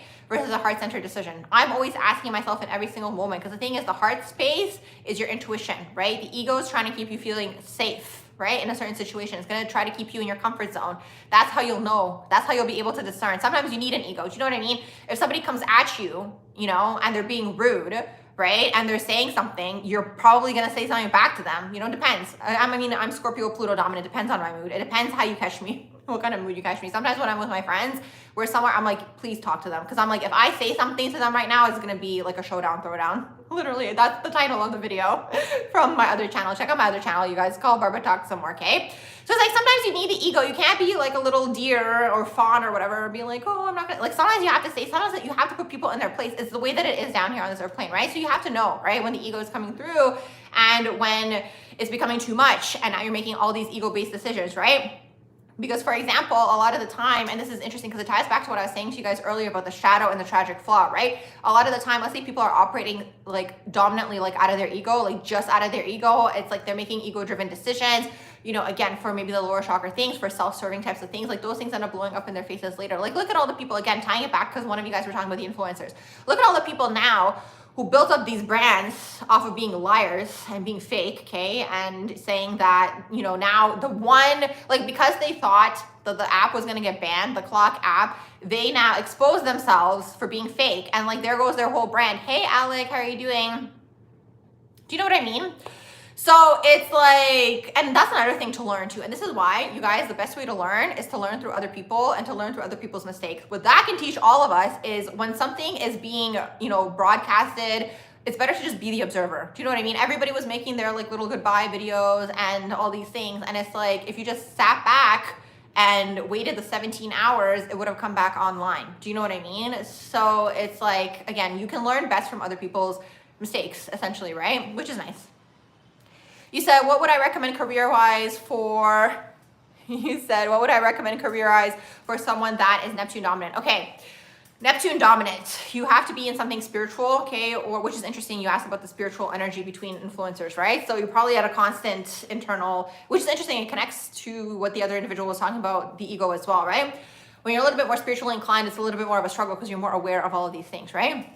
So with that being said, okay, when you have Neptune dominance in your chart, yes, exactly. You want to be the observer. That's the smartest thing to do. Just like, even in any situation, just like take it back. You know what I mean? Like step back and just be like, okay, I'm just going to let this person talk, see what this person has to say right now, expose themselves. And again, that's another Scorpio thing. Okay. Okay. So back to the Neptune dominance. So for work, it's going to have a spiritual undertone to it. You could be interested in art, music, creativity. Okay. I'm reading what you're saying as parents. That's so interesting. I said Mediterranean. I'm going to have to rewatch and see. So yes, Neptune, it will be maybe something to do with film, theater, being on a screen, okay? For Neptune dominant people, all these things. Being on a screen could really work out in your favor. Here's the thing, okay? For Neptune dominant, like 12 house types of people, here's the thing. It depends, right? Because it's like, at the end of the day, right now we're under capitalism. It just is what it is, okay? So you can capitalize on that. And it's so interesting. I had someone pop up on my feed the other day who spent hours creating something, like a little craft thing, and I went on their page and I'm like, why aren't they charging for this? But that's my Saturn energy, because I just, the way that I see it is like, if you're going to invest your time into something and you have a skill and you're talented, you might as well monetize it, right? And again, it's a capitalistic system where I am, right? Some of you guys who are tuning in maybe aren't under that particular structure, okay? But regardless, under capitalism, you want to capitalize, right? So being a Neptune dominant person, you're good on a screen, people are going to project onto you, okay, what they think of you, okay, or they're going to project onto you a dream. So you want to capitalize on that, okay? Sometimes when you're Neptune dominant, you can say things, but people interpret it in their own way, right? So taking that to your advantage, do you know what I mean? As a Neptune dominant person. So all these things, okay, at the end of the day, if you are in one of these capitalistic countries, right? Capitalizing on that. Also with Neptune dominant, you could be a psychic, you could be a metaphysician. It's a range, but the thing is you want to pick one thing, right? And you're probably going to have to work on structure to prosper down here, okay? Which is Saturn. So that could be a little bit of a struggle. You said, do I visualize the astral plane? I'm out of body most of the time. Like anytime I'm thinking about something, like anytime anybody, right? When you're thinking, right? And you're in your mind, you are already in the astral plane. Like I can't explain it any other way. But it was so interesting because recently I met someone and we were talking about languages, and they were basically telling me how they learned English and another language at the same time. And then I was just curious because I was like, okay, so then what language do you think in? Okay. Because everyone has the inner thoughts, but then they told me they don't think in any language. So I'm like, okay, do you think at all? Which was so fascinating to me. I had another person once tell me that they think like in shapes, right? Like for me, when I'm thinking, right? Like there's conversations, I'm either explaining something, I'm visualizing something, I'm trying to get to the conclusion of something. Why is it like this? Like that's the way that I'm thinking, right? But I guess some people don't have an inner voice. I don't know, okay? But that's the astral plane. So when you're in the imagination, the way that I see it, okay? You are envisioning, okay? You are already in there. That's the way that it basically is. You said some think with words, some don't. You said hand empty, no thoughts. You said, what does that mean? Dominance. Okay, so Brandon, go on, I think it was AstroSeek, you guys. We discovered that last time. You can type it into Google, okay? Type in dominant planet, and your birth chart, okay? But I'm pretty sure it's on AstroSeek. You type in AstroSeek in Google, and then you go under dominant planet, okay? Or you type in dominant planet, and you put in your birth information, and it'll tell you what your dominant planets are. It's based on a percentage, okay? So you can go do that now, and then come back and tell us if you discover what you found. You said, what would I suggest for someone with Aquarius dominance for career? Okay, so Aquarius, like Uranus type of person, well, you're gonna have to do your own thing, basically, okay? With the Aquarius energy in there. So it's like whatever you do, it's gonna have to have your own like flair to it, okay? So you know how there's like a lot of barbers or a lot of hairdressers or like a lot of nail people, right? It's like there's always a reason someone goes to someone or goes back to someone, okay? Hey, John, how are you doing? How are you doing? Okay, so I'll get to you in just 1 second. So basically, if you have Aquarius dominance in your chart, right, whatever you're doing, you want to have your own flair to that thing, right? So like, let's say you're a specific type of hairdresser or barber, right, that does a specific type of hair, right? I'm seeing like, you know, when people carve like the letters into the hair, okay, or maybe you do art in hair or something. Do you know what I mean? It has to have your own energetic signature connected to it. I hope that makes sense when you have like Aquarius dominance, okay? It can also be innovations. It could be tech. It could be AI. It could be science. It could be math. Sometimes the fashion industry, to me, it's very Aquarius energy. Okay, I went to a fashion show recently. Actually, I went to the fashion show. I went to the fashion show with one of my family members. We went to, it was an art gallery and they had a fashion show and then they asked us to be in the fashion show. I'm like, oh my goodness, like the life of, like the situations I end up in.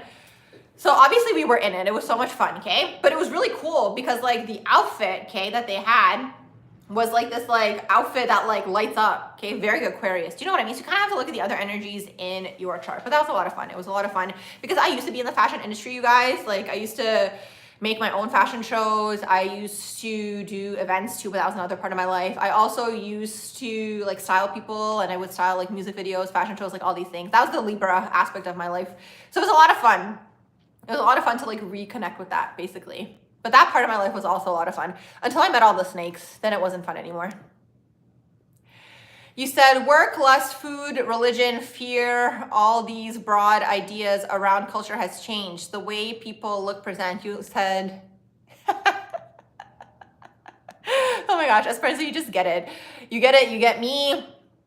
You said, can I explain? Okay, this is a good one. John says, hey, Barbara. Hey, John. You said, can I explain what the age of Aquarius is from my point of view and have we been in it? No, we haven't been in it for a while. You said, or have we yet to exactly leave the old world behind? I'm glad that you're doing well. Thank you. I hope your year has been well as well. Okay. We're not in the age of Aquarius yet, okay? We're still in the age of Pisces because right now, the age of Pisces, you see that it's like being destructed in front of our very eyes, right? So everything to do with like celebrity culture, everything to do with like the film industry allegedly, okay, my own opinion, but it's literally happening, right?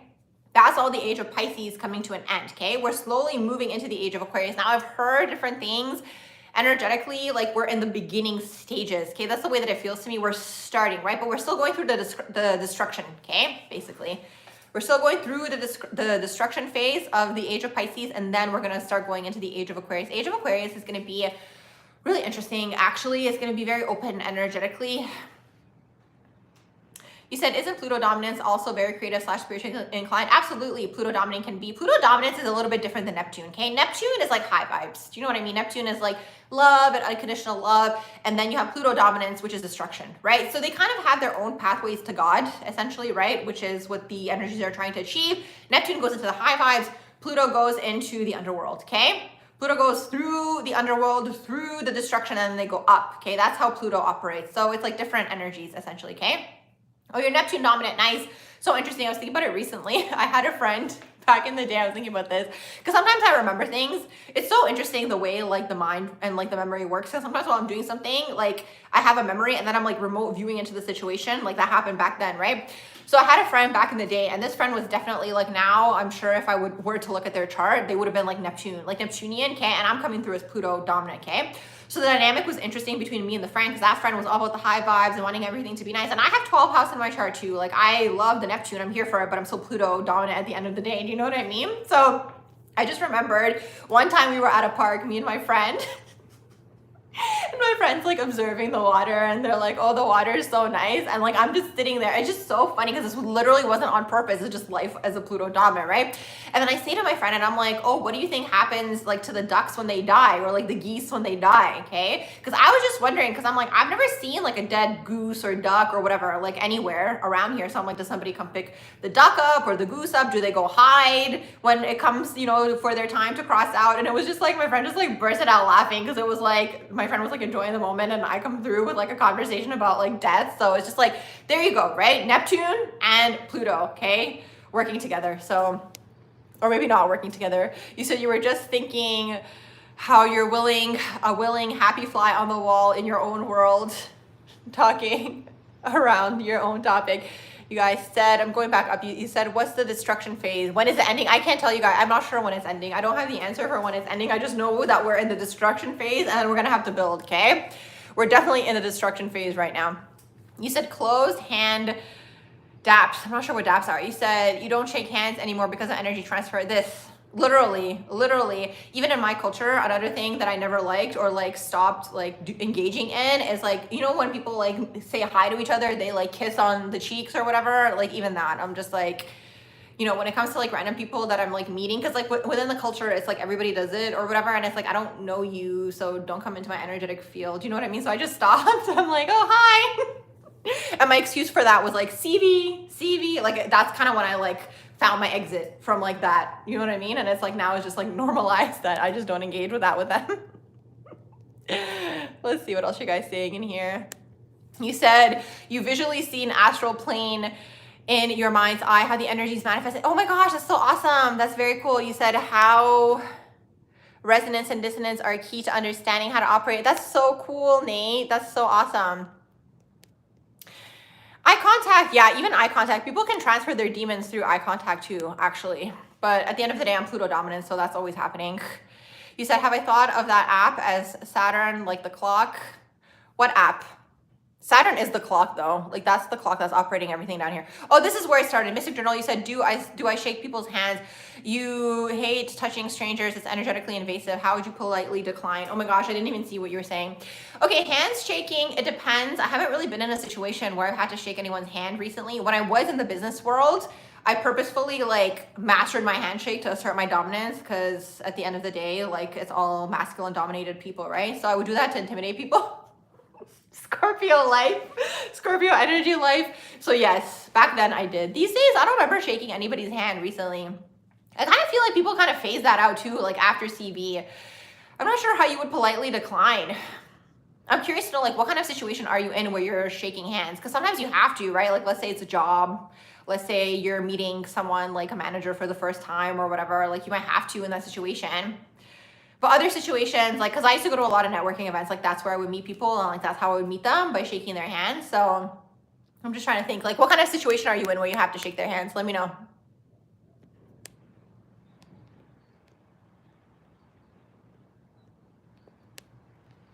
You said you were born with Saturn in the first. Oh my gosh, so you're probably a really good student. And then Saturn moved into the 12th. That's the thing. See, this is the thing. It's like if you do too much of something in the earlier part of your life, in the next part, you kind of go into the extreme, right? So that's what I was saying once about Virgo. When Virgo starts to wild out and they come out of the A+ student vibe, they can become like very like messy and just like all over the place too. So it depends, right? What's going on? Because all aspects of the self have to be expressed is basically what that is. You said corporate world handshaking. I'm not sure how you can kind of get your way out of that because sometimes within the corporate world, you have to play the corporate games. You know what I mean? You said doctor simply say, yeah, doctor, maybe you can use that. Like, you know how they started doing the fist bump or like the elbow thing? Like you can kind of use that as an excuse maybe. You said Saturn teacher, get your ruler out. It's so interesting. It's so interesting to learn so much about my chart now that made sense for like the earlier part of my life. And it's so interesting because it's like, when I had my natal chart read, like it was a different type of astrology that person was doing. It was like Babylonian astrology. They were like, oh, like with the energy in your chart, like you can have your own business, blah, blah, blah. And I'm like, oh my gosh, I totally did. Like literally since I was young, I started having like my own different businesses. I did a lot of different things. Who was my fave designer? No, I wasn't like that far into the fashion world, like in terms of designers. My fashion brand, when I had my fashion brand was all about looking cute for not spending a lot of money, okay? Like putting together outfits that didn't cost a lot. Cause I was like, also when I started that, I was still young. Like I was still a student technically when I started that.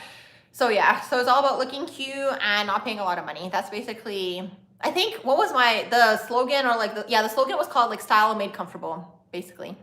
And the title, like the name of my business was called Versatiles. It was so cute. Maybe I should do a video and show you guys one day, like my little business card that I made. I mean, it wasn't little, my precious. It was, now in retrospect, it was so precious, the business card.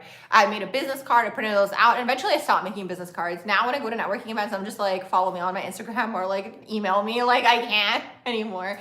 But I've made so many in the past. And that was another thing too that I learned through like my businesses is like I changed my business name so many times because I did so many different things that eventually I was like, I'm just gonna make my website my name because if I change, I know my name's not changing. Do you know what I mean? So you live and you learn. You said you're still curious about your earlier question regarding energetic boundaries. You're never overly concerned about others' energies. What was your question concerned? Let me go back up. I'm gonna go back up and see what I may have missed up here. Now I'm actually like way back at the top, so it might take me a second to get back down to you. Let's see, what were you guys saying in here?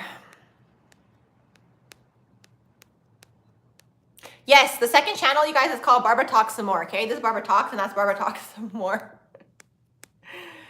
Let's see, what else are you guys saying in here? You said energy work in the body, opening up blocks. Yes, you guys, make sure you like the video. You guys can, actually, no, now that it's horizontal, you guys can click on the like button. You said what you say to others, family especially, does not happen. What you keep in secret happens for you with the natal Pluto and Scorpio. That's generational, Diana. I'm curious to know if you have a little bit more information about that. You said, interesting topic recently, this is concerned. You were listening to a video twice its speed. You realized that the voice lost its tone and quality. You couldn't read the speaker. Listen to Barbara. She talks fast, quickly. And you can still, yeah, because it's the energy that you're putting into that thing, right? You said, because you basically said you can still read my intonation, emotion, and tone. You said you always start shadow work, but you avoid your feelings a lot. This is Luna, by the way, if you're still in the room. You said, and you're not able to write and talk about certain things that happen because you feel like you're already aware how you feel and it's painful. Any advice? Okay, so here's the thing. Sometimes, and this is another thing that I learned through my own journey, some things that cause you grief, you're never going to get over. This is what I mean. Sometimes you're never going to be fully healed, okay? So sometimes, especially when it's like something that happened that caused you grief, like sometimes you're not going to get fully over it. You'll go through the stages of grief, of course, right? Like, because you're still experiencing a loss, but you might not fully get over it. You know what I mean? Like that event, let's say, that took place. So that's another thing too. This is what I mean. You can't be 100% healed, because sometimes when you go through the grieving process of something, yes, like, you know, you go through the process of that not being there anymore and it's not in your life, but like, it's hard to explain because it's like, it's still there. Do you know what I mean? Like, it's not something you can fully get over energetically. So I'm curious to know if it's an event or is it a specific feeling, because I'm curious to know what kind of feeling. I mean, maybe you don't have to type it in here. There's something for you to think about, okay? What type of feeling are you feeling, right? That you are kind of avoiding feeling. And then also at the same time, is there something like, here's the thing with shadow work, because it's like, the way that I see it is like, if it's holding you back from what you want to do, then it's holding you back, and that's when you want to assess it. If it's not holding you back, then it's fine. Do you know what I mean? Or it's not like a self-sabotaging behavior, or it's not something that's in the way. Like, that's the way that I look at shadow work. Do you know what I mean? Because some things you're never really going to get over 100%. Let's see what else you guys saying in here. You're welcome. We talked about the Saturn moon. You said, so true. You can feel emotionless with the Saturn and the moon, especially Saturn in the 8th. Like, you literally got restricted in the area of intimacy. You got restricted in the area of vulnerability, right? So it could be a struggle to access that, right? But it's like, at the end of the day with Saturn, where you might struggle or the area that you might feel restricted in, you're meant to master, okay? Basically. Or eventually you do end up mastering. Let's see, what else are you guys saying in here? You said the guy you date has Capricorn ruling his 7th, 8th, and Saturn in the 12th. Is Saturn ruling his 12th, or is Saturn in the 12th house?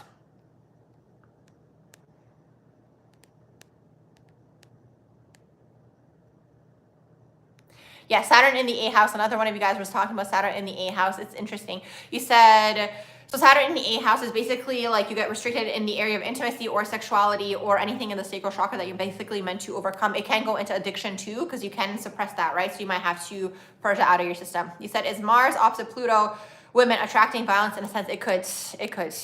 So definitely like pay attention. And it's so interesting because to see if you're into men, okay?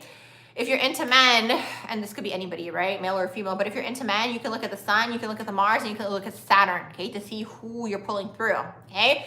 If you're into women, you look at the moon and you look at the Venus. So the Mars, Pluto in there, you could attract that. But again, you're gonna have to start reading people, right? And learning about them. And you know, sometimes to see where somebody stands, you might have to reject them too, in one way, shape, or form, right? To see where they at energetically. Now these days, I feel like everybody is on like their 13th reason anyways, and like about to explode at any second. So it's hard to take that advice.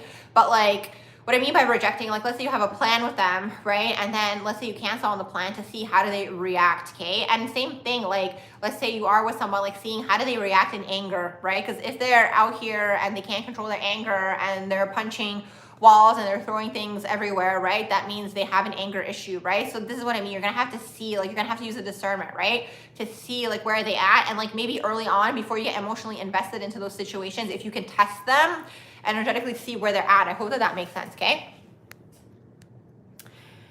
You said this is concerned. Mary said you have nothing in your 8th house. You can probably see what sign you have in there. And you can also look at the 8th house ruler for a little bit more information.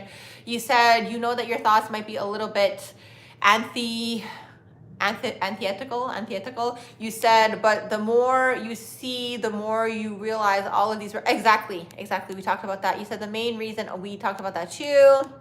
Okay, I'm just scrolling through all the questions here or comments.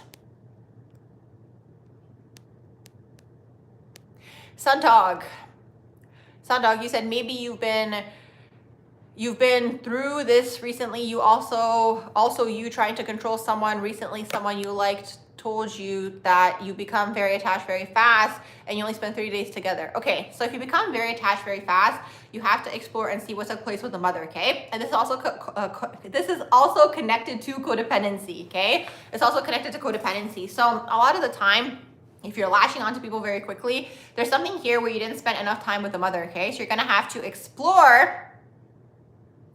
I'm not sure, I don't remember what we were talking about back then, Esperanza. Anyways, you're gonna have to explore and see the relationship with the mother. This is for anyone who feels like they get attached too quickly, okay? There's something going on, and this is my own opinion, okay? Again, I can't confirm this, but the way that I see it is from observing animals, actually, okay? With animals, they spend a certain amount of time with the mother, okay?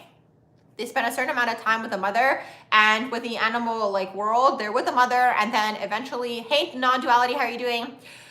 They're with the mother, and then eventually they kind of separate, right? They go off on their own way, right? A lot of the time, like you will see animals in groups, but they're not really like humans, right? Where they have families, like maybe they do, but they're usually in some sort of group, or they're kind of venturing off on their own, right? If you look at animals, like if you observe them, right? So there's a period of time where the baby animal is with the mom, and here's the thing, right? Oh, good, Brandon, you actually listened and you came back. You said your most dominant is Mercury, then Pluto, then Jupiter. Hey, nice. So you're here to speak and open up that throat chakra with the Mercury dominant, okay? Anyways, back to the mom and the animal, right? So the animal spends a certain amount of time with the mom, and then the mom kind of feels like, okay, I've taught the animal everything the animal needs to know, and then they let them off, right? To do their own thing, right? To be their own animal, right? So that's the thing with humans. Like there's a certain age, and maybe there's an answer for this. I don't know. You can Google it and see, okay? But there's a certain amount of time that the kid needs to spend with the mother, okay? To have that attachment turn into a secure attachment, right? And a lot of the time, you'll see this with animals too, right? If the animal doesn't spend, like I've seen this with cats, right? If they don't spend, you know, a certain amount of time with the mother, they kind of turn clingy energetically, okay? So that's the thing, what I've noticed with humans. I can't confirm this, it's just my own observation, right? If you didn't have a certain amount of time with the mother, okay, when you were a kid, it's missing, okay? So you're kind of looking for that void always within another person. So you'll see this within people who either get attached too quickly, or they're always looking for love, or they're very codependent. It's connected to the mother wound, okay? It's connected to the mother wound and not having spent enough time with the mother. Thank you. Oh my gosh, thank you. The other day I went to a bakery and the person remembered me by my nails. I was like, my pride and glory. I mean, one of them. Obviously, we know the playlists on this channel are another source of my pride and glory as well, okay? But thank you, thank you, thank you. I have a few different nail girls that I go to, depending on what like I'm going for. So that's the thing, okay? And that's something that you'd have to explore. Now, maybe in your chart, maybe you have Chiron and Moon conjunct, maybe you have a Chiron Moon aspect taking place, maybe you have Moon and Pluto, maybe you have Moon in Scorpio, maybe you have Moon in the A. Something is going on here, okay? Basically, where there wasn't enough time, right, with the mother when you were a kid, essentially, right? So you'd have to explore that within the self. That's the way that I see it. Exactly. The playlists. I'm so proud of the playlists, you all. You said, what does it mean when things related to water keep going wrong at home? Like hot water not working, sink leaking, low water pressure. Water is emotions, maybe emotional imbalance. That's something interesting. I'd have to focus on the energy to see what's actually happening in there. That's interesting. Everything connected to water. I don't know. I kind of feel like there's something else going on there too, but I'd have to focus on the energy like a little bit longer. I'm reading your comment as friends from earlier. about the water. Well, no, but like the ducks were close enough.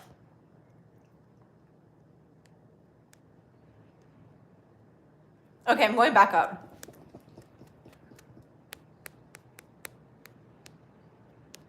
Yes, thank you. You guys are so awesome in the chat. Definitely check out Barbara Talks some more, okay? And let me know, okay? Let me know if you guys want me to do more readings, because if there's more of you guys that's subscribing over there, then I know that there's an interest. You know what I mean? If nobody is subscribing over there, then there isn't an interest, right? And at the end of the day, business minded over here, right? So if there's no demand, there won't be a supply. That's just the way that it is, right? So let me know if you guys are interested in public natal chart readings. Make sure you guys go, you know, subscribe. Make sure you guys like that channel, or like the videos and subscribe to the channel. And then I'll know that you guys want more. Do you know what I mean?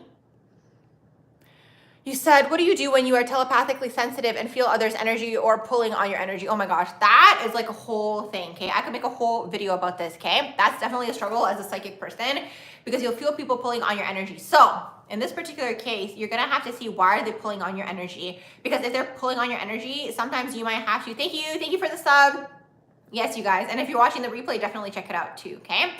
So if you feel somebody pulling on your energy, there's something here, right? Especially if you feel them, because sometimes people can pull on your energy, but you might not feel them, right? So there's still something within your own energetic field that's open to that person. I hope that makes sense, right? So you might have to either cut ties with them if it's bothering you and you don't want them in your energetic field, right? You might have to cut ties with them. You might have to resolve something. Like I notice this a lot happens like a lot of the time with like, let's say you got into a fight with someone, right? And they're like fuming in their corner and they're angry and like they're sending you vibes because they're mad and you guys are like in an argument or you're like in a fight, right? So in this particular case, sometimes what I would do, and maybe this is energetic manipulation, but because I pick up on energy, sometimes I just like basically end it. You know what I mean? So they think they're winning, but they're not winning. I'm actually winning because they're like not sending me vibes anymore. I hope that makes sense, right? So if it's something like that, right, you might have to kind of put a close to their energy if you are in contact with them, right? If it's someone that you don't want any involvement with, then you might have to fully cut them off, okay? And then elevate your frequency, right? And then maybe distract yourself in the physical so you have other people coming through so they're not like on your mind so much. Do you know what I mean? But yeah, that's so real. When you're like more energetically in tune or sensitive, you will feel people's energy. And a lot of the time too, what I've noticed is sometimes these people come through also trying to throw you off your path, okay? Because they're taking up so much energetic space, right? By pulling on your energy. So it depends, okay? You said, how does being unaspected Venus in Capricorn? Okay, so how does being unaspected, okay, hold on, let me reread this. You said, how does being unaspected affect Venus in Capricorn? Okay, so when you have an unaspected placement, you guys, basically that placement is like wilding out, right? Because there's nothing that's pulling anywhere. But the thing is, you have it in Capricorn, right? So it's still grounding you, which is fine, right? But when it comes to your relationships, Venus and Capricorn is looking for something stable, secure. They're looking for like people who are effective and efficient and ambitious. You know what I mean? They're not going to be friends with, you know, somebody who's not doing anything all day long and just chilling, right? Or even date those people. Like you're not going to be into them. So with the Venus like unaspected in Capricorn, I don't feel like energetically or like intuitively, it doesn't feel as intense because it's Capricorn. Do you know what I mean? It's helping you ground, right? It's kind of grounding the Venus. If it was in something else, right, that would be like wilding out. I'd have to look at your chart to see what else is going on in there as well. And your 7th house too. Hey Fla, you said you're a Cancer sun, and you said Cancer sun in the 9th and Scorpio moon in the 12th, Scorpio rising. Can't say any more suffering. Can I please talk about it? Okay. So I'm curious to know where are you picking up on this energy? Are you picking up on other people's energies around you, okay? Especially being a Scorpio, especially having it all in the 12th house. The best thing that you can do, and again, it's just my own opinion, is find something that you love to do. You're welcome. Find something that you love to do and channel that energy into what you love to do, especially if you're a Scorpio type of person or you have Scorpio energies. It'll help you, right? Because Scorpio does tend to have a lot of darkness connected to them. So it's like, it could be something like this. Like, let's say you sign up for a class that you love to go to, or like, let's say you sign up and it's going to be something new and it's exciting. And then you fall in love with that class, right? Let's say it's dance. Let's say it is learning a new language, music. Yeah, exactly. Anything of the sort, okay?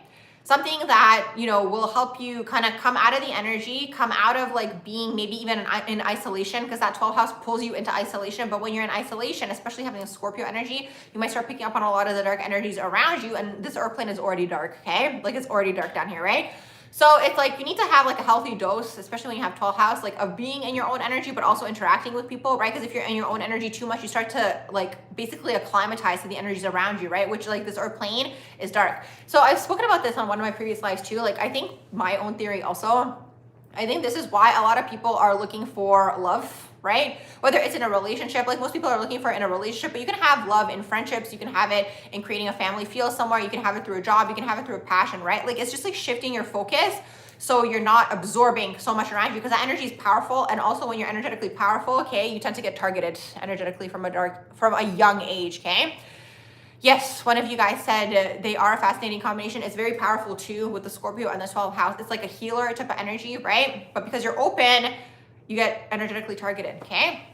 From a young age with a lot of darkness, especially with the Scorpio energy, a lot. So shifting the perception and shifting the focus into something that you love. And this is for everybody who might be in like a darker energy overall or like a darker vibe overall. Like try to find something that you guys love to do and do more of that thing. Because when you guys are loving what you're doing, and it doesn't have to be something like, it can be like a hobby. Do you know what I mean? Like let's say you start doing improv, you know, every whatever, Friday night or every Wednesday night, or you are into knitting and you join a knitting club, or you are into pottery, whatever, okay? Whatever it is. Okay, find that thing. And like when you're doing that thing, you're also gonna meet more people. Do you know what I mean? And when you're around people, because that's the thing, like when you're in isolation, you're picking up on like a lot of dark energies, right? So you wanna be around people. One of you guys said playlists and nails. Best friends, so literally. I mean, I have a lot of other things too. You said you're about to have Mercury join Saturn. Wow. Sun and Pluto in the 12th house. Oh my gosh. You said your chart sounds made up. I wouldn't be surprised if you come up with some new spiritual concepts with all of that going on in there. Yeah, throat chakra for Mercury, Brandon. Yeah, opening up your throat, like speaking, writing, communicating. That's kind of, when you have the dominance of energy, that's connected also to what you guys are doing, right? So Mercury could be social media, it could be media overall, it could be driving, okay, for all the driving, loving people out there, right? Mercury can be cars too.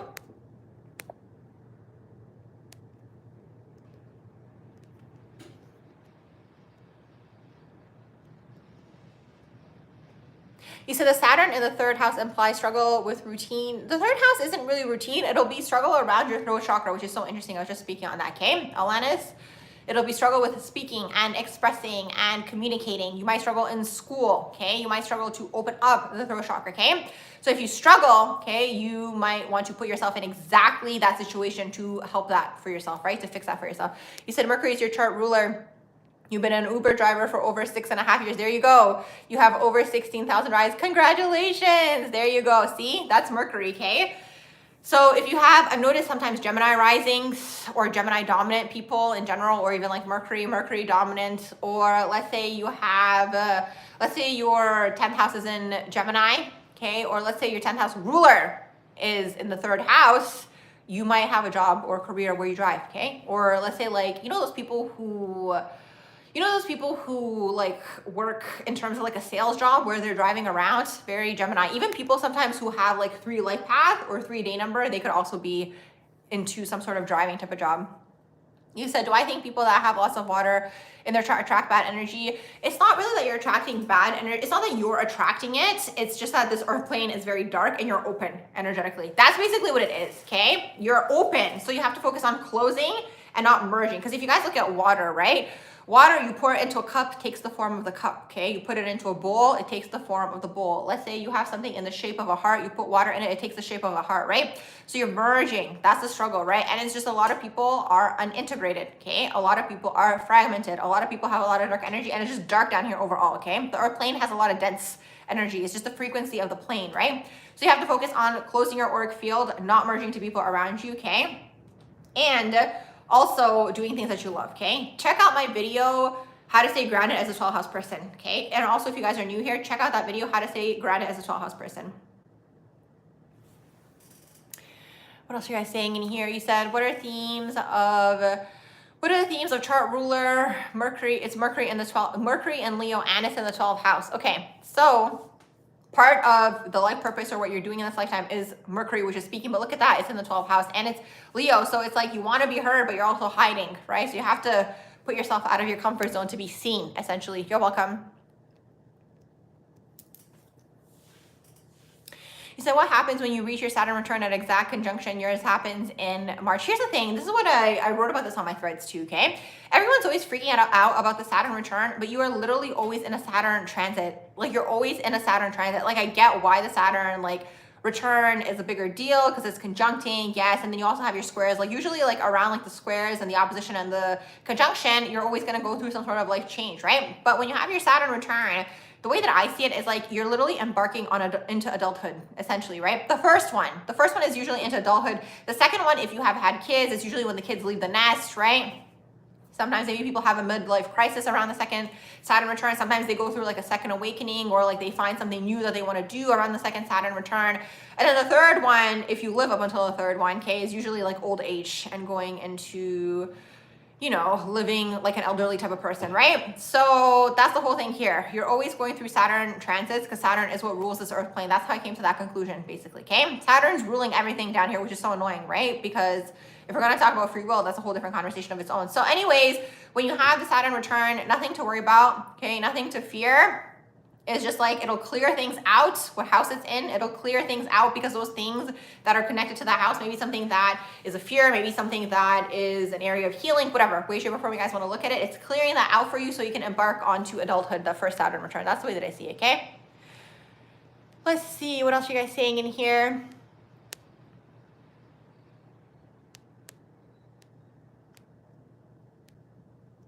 You guys are talking about your sleeps. Interesting. Have you guys been sleeping recently? You said, what about energetic sovereignty wanting to be obtained while not able to because of other circumstances? Quite a few. I'm curious to know what you mean by wanting to be obtained. Wow, so sorry to hear that, Eric. See, that's what happens sometimes. I'm curious to know, was it his Saturn return or was it your Saturn return? And what house do you have Saturn in?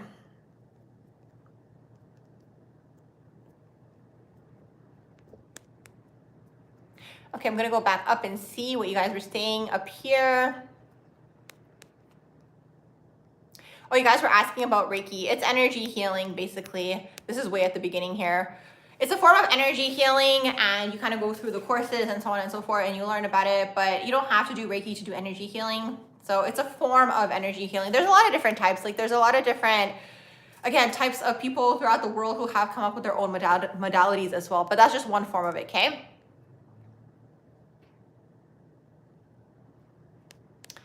Let's see what else you guys saying in here.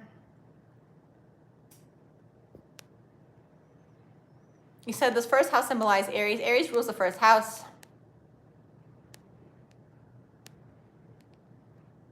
You said when someone is lying, it's so cool. You can sense the energy within them. Exactly. If you're a little bit more energetically in tune, you'll always know when someone's lying because the energy is not matching up with what they're saying. It's really interesting. I'm so glad that the energetic sovereignty stayed with you. That's awesome. Oh, good. Yeah. Mystic, you were answering my question earlier about the Scorpio showdown throwdown. Okay. I basically did the video on that on my second channel. If you guys are just joining the live now, check out my second channel. Okay. Barbara talks some more. I did a public natal chart reading. I haven't done one in a while on there, but again, I will do more if you guys are interested, basically. So definitely check out that channel. He said, let's see. You said people that get mad in traffic. You said, oh, you guys are so funny. You said people that get mad in traffic seem really low vibe. Sometimes I think that's like their only like outlet or whatever. Do you know what I mean? Like sometimes I feel like they don't have an outlet anywhere else. So it's like if you have anger issues, just go to the gym or like take boxing or whatever, you know?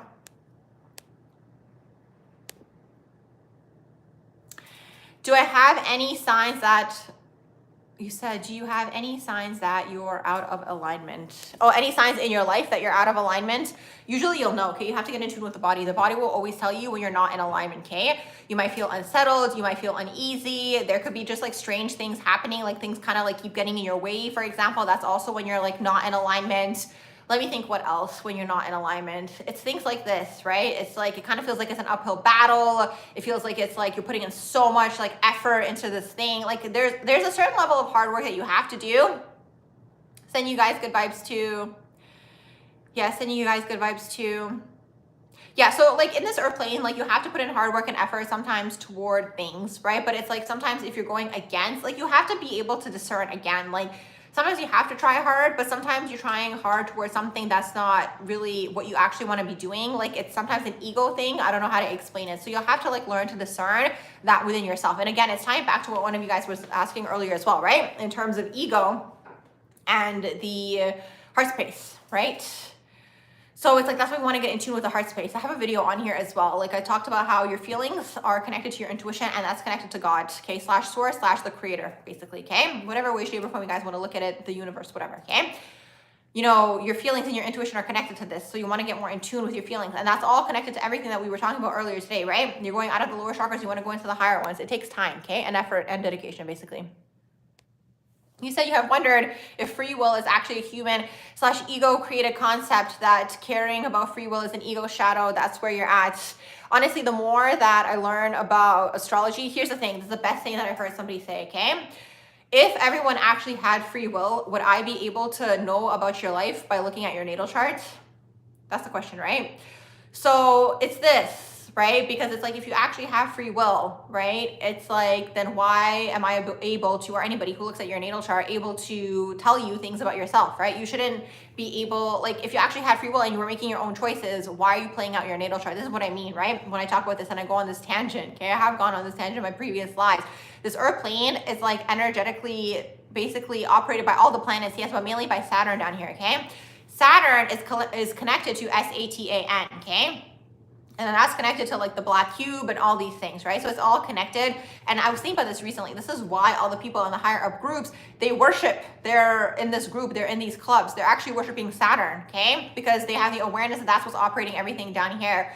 So it's a vibrational thing. We're meant to, you know, overcome it, right? And break it down and break free from it, essentially, right? You want to transcend your natal chart. So it's like, we technically don't fully have free will. You have free will within a certain range down here, okay? The range is within your natal chart, basically. And it's like, is that free will then? You know what I mean? So that's basically that. Oh, so sorry to hear about that, Eric. You said he was born 66. I'm curious to know, is he going through his Saturn return if he was born 66? Or his Saturn return might be... I'm trying to think, because we're in Saturn and Pisces now, 1966. I'm curious to know. He might be in a Saturn return, or it might be the next one over for 1966. Let me know.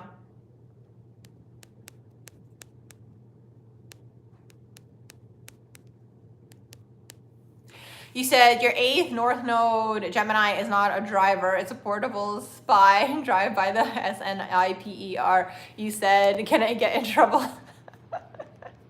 I'm not going to finish reading that. I'm not sure to answer your question. I don't think so. Sometimes it's so funny. Sometimes when I'm messaging with my friends and I make a joke like that, I'm always like, if we're sending voice notes, I'm going to be like, to anybody who's listening to this right now, I'm just joking. I'm not serious. Allegedly. I don't say that to them, but it's usually like I say to them, if anyone's like, if I'm voice noting and I say something, I'm like, if anyone's listening to this voice note right now, I'm just joking.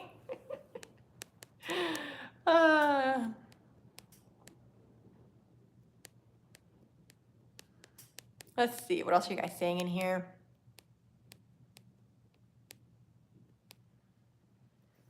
You said you were having this conversation days ago, how sugar is literally everywhere. Okay, going back to that, right? That's how I discovered that they put sugar in everything, because I noticed it within my body, right? Like I'm naturally hyper already, okay? But there is a certain type of hyper that sugar does. It causes inflammation. That's what I'm getting at, okay? In my own opinion. It causes inflammation, okay, in the body, and you can only tell if you don't eat it for a while, and then you start to introduce things into your diet, and then you'll be like, okay, well, why am I eating whatever, this, you know, pizza out, and now I'm getting this inflammation because there's probably sugar in there, okay? It's not just sugar, it's also salt, but I've noticed now in a lot of the processed stuff, just from my own observations from not eating sugar and then eating, let's say, out again, that they have a lot of sugar in a lot of everything. You said sugar has at least 30 different names. There you go. And a lot of the food is not like allowed in other countries in the world. And that's how I can usually tell too. You said the idea of true free will gets thrown out the window when you simply contemplate cause and effect. Exactly. You said you think we use our free will to sign up for the birth chart. Interesting, like college classes.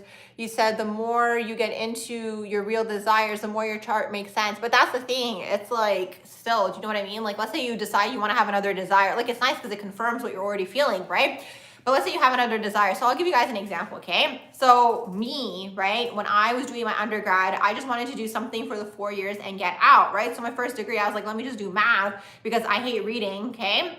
Back then, especially, I didn't have patience for that. I didn't want to read all of like when you do sociology, you have to read all the books and then you have to make all the essays. And I'm like, I don't have patience for that. I'm trying to get in and get out, okay?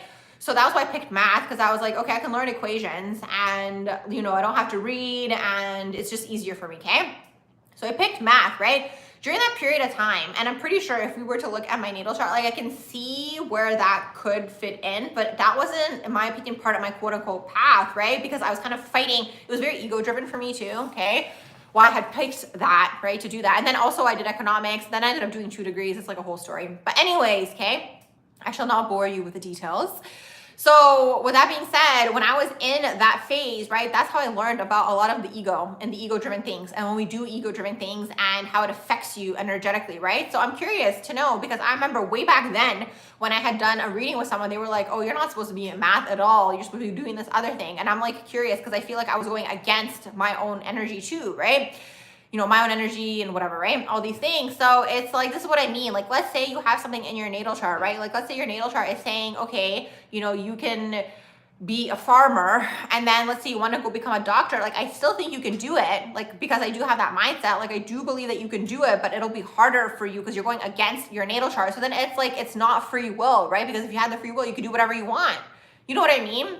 But it's like, because it's going against your natal chart, it'll feel tiring. It'll feel like an uphill battle, kind of like what one of you guys was asking earlier about not being in alignment, right?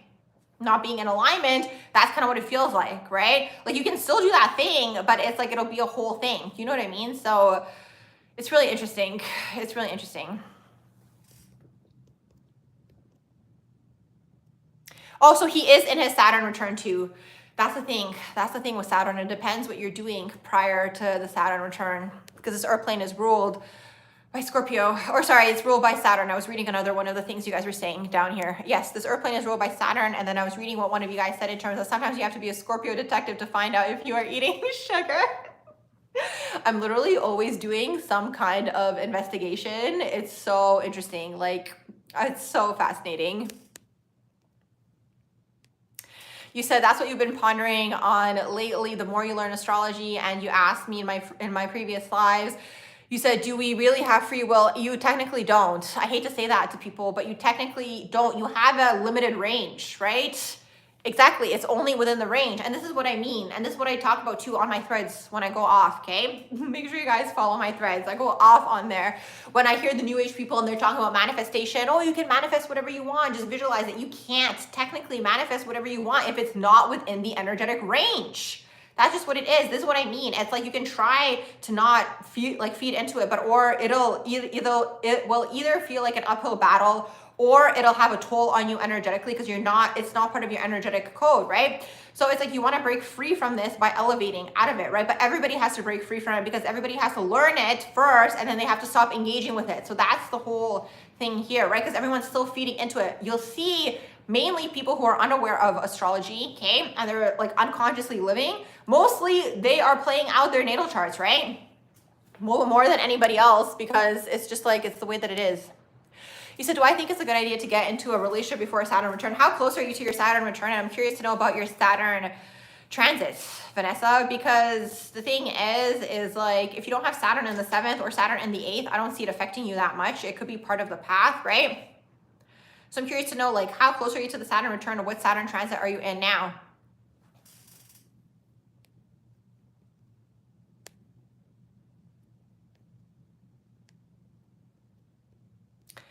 You said, I am right about free will. You're not sure about completely having free will. We don't fully have it. According to your chart, you're here to be a healer, hence your toxic childhood. And that's another thing too down here. It's like, that's what you'll see in a chart. You'll see what the person's trying to do, okay? But then you'll also see the energies that get imprinted on you that are gonna try to throw you off your path, right? That's why your 7th house is your friends, but it's also your enemies, okay? Because your enemies are usually going to be the people within the circle. Oh, you're a Capricorn rising? Let me think. Capricorn rising, your 7th house is Cancer. But can you tell me what house is your Saturn in, Vanessa? Tell me what house your Saturn is in. Your Saturn return is starting now. You said you also find that a lot of people don't have the mental faculties to manifest the big things they want. It takes a lot of concentrated thought power. Exactly. This is what I mean. But this is what I mean. And that's what I wrote about on my threads. This is what I mean, because certain places are energetically also gridded in the world, right? Because if manifestation was fully true, it would be true for everybody in the entire world. Do you know what I mean? But it's not for everybody, right? So it's more so like a Western New Age thing, okay? It's like, and this is connected to free will. Manifestation is connected to free will, okay?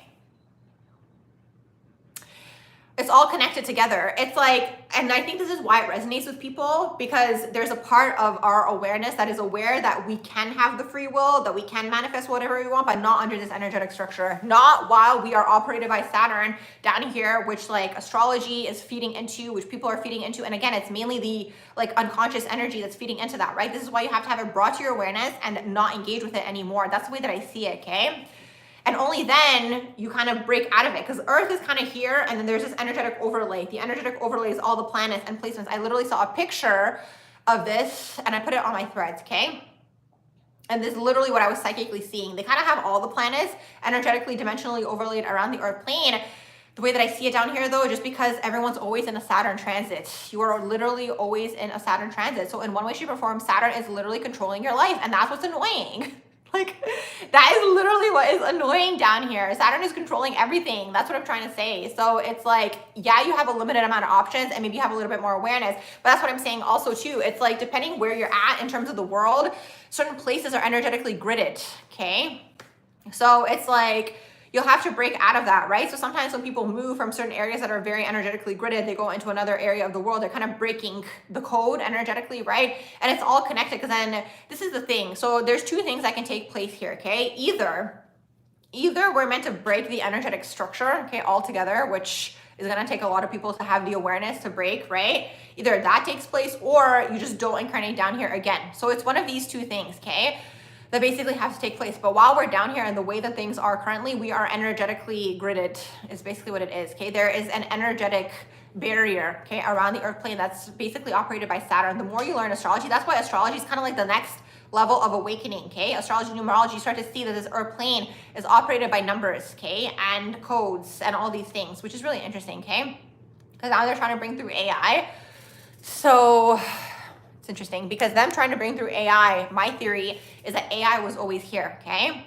I feel like it's part of like the veil lifting. They're showing us now that the AI has always kind of been a thing, in my own opinion, allegedly, okay? That's just my own opinion. You guys can think about that, reflect on it. You know what I mean? But that's basically what's going on down here. So while we're under this energetic structure, the question is, do we really have free will, okay? Because it's like, if you can read Bob that you just met on the street by asking them their birthday, you know, their birthday, time, place, and you can tell them their whole life, is that free will then? If he fully fed into that, do you know what I mean? Like, you fed into it. So it's like, what's going on here actually, right? So this is why everyone has to have the awareness. The earlier that you have the awareness, it's easier for you, right? Because then you can kind of break free from it in one way, shape, or form. It's almost like a form of mind control is really what that is, okay? I'm literally like going here now. So back to what you were saying, non-duality, in terms of being strong enough, exactly. Because it's like people are energetically mind controlled in one way, shape, or form. So it's like you have to break free from, and it's perfect, it's connected to the shadow work, right? You have to learn what are your energetic restrictions, okay? What are the belief systems that you have internalized? All these things to break out of it. Only then can you access the manifestation that everyone talks about, okay? Until then, you don't fully. You said,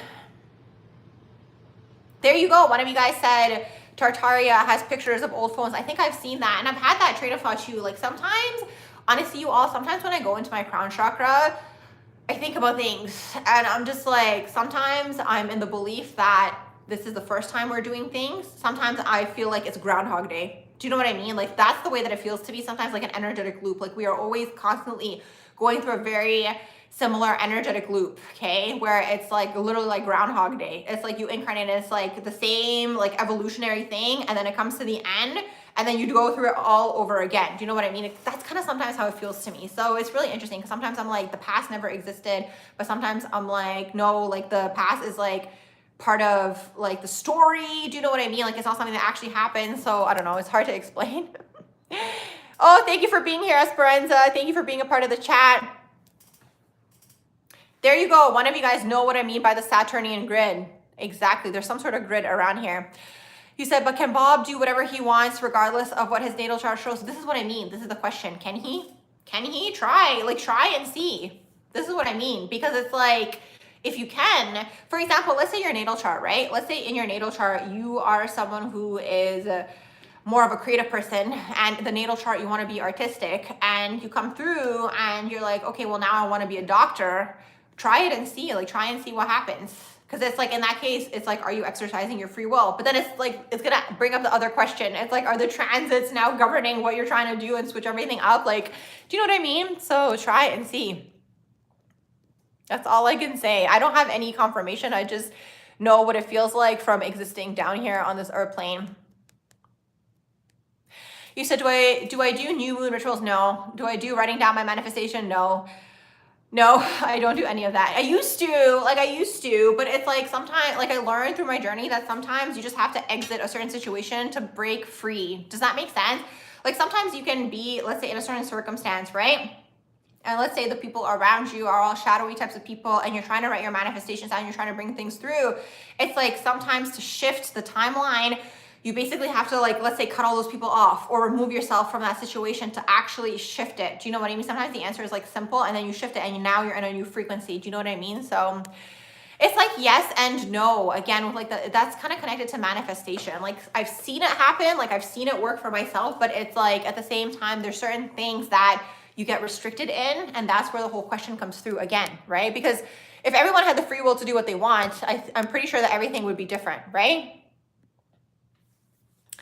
Okay, so DJ, you're talking about the movie, the Matrix. They told us that they destroy the Matrix 6 times and rebuilt it. They get more efficient with destroying and rebuilding. Interesting. I never fully watched that movie, but it's really interesting you say that because there's another person that I've seen their videos. They talk about how there's like old, like they show older like pictures from like, basically they're trying to show that everything already existed down here on this earth plane through like olden day pictures and research that they've done and so on and so forth. Like they're basically trying to feed into that concept that we're constantly destructing and rebuilding. And they're also saying like that some things down here were already here, if that makes sense. Because for example, they show like an ancient picture from like, I don't know what time frame now, but like older, like back in the day. And they're trying to like show that like, oh, the intricacies and how intricate it is, like the buildings and how they made it. They're trying to say that like with the technology that they allegedly had during that period of time, it wasn't a possibility to build those things. So they're trying to explain through like the different, you know, posts that they make that like everything was already here,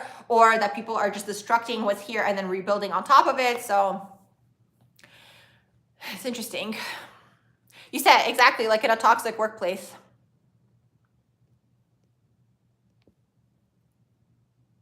Exactly. You're just characters playing our roles on earth. That's why my occupation on Instagram is movie character. It's literally for that reason.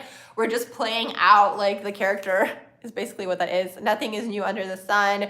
You said, yes, you've been doing 2 years, but again, you think manifestation works all in divine timing, barely free will.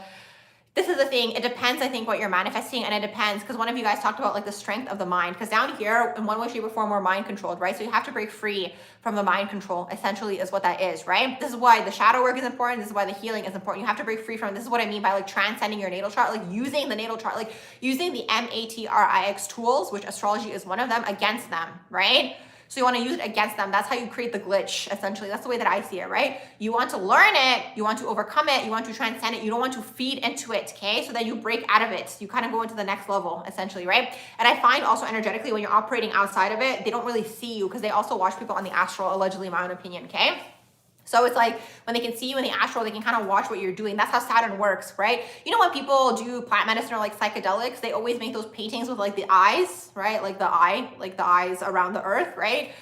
That's what's going on the astral plane. That's also Saturn, okay? That's how they always catch people, right? In situations. That's why it's like ruled by karma and all these things down here, right? It's Saturnian, essentially, is really what that is, right? So you want to break out of that, essentially, is kind of like the goal. down here, you guys. Okay, if you guys want your own natal chart reading, progress natal chart reading, synastry reading, if you guys want a mini natal chart reading, okay? If you have one question, anything of this sort, or if you guys want business guidance, or if you want a follow-up to the natal chart readings, okay? All of that is gonna be in the description box below. It's gonna be on my website. Make sure you guys send me an email window should pop up, and then we'll go from there, okay? You said last night someone was talking about human beings are not good eyewitnesses because our memories are constantly being reversed. Exactly. That's another thing that I think about too, about the memories. It's like, was it a plant? Do you know what I mean? I'm not going to take you guys too much into the crown. That's going to be a conversation for another day, okay? But that's the thing. It makes you wonder if you can even, exactly concerned. Oh my gosh, you guys just get it, okay? But I'm gonna sign off now, so I'm gonna leave you guys with that. Reflect on it. Maybe next time we can talk more about it. I hope you all have a beautiful rest of your day or evening, wherever you guys are. Thank you for your questions, for your likes, your shares, your subscribes, and see you later. Bye.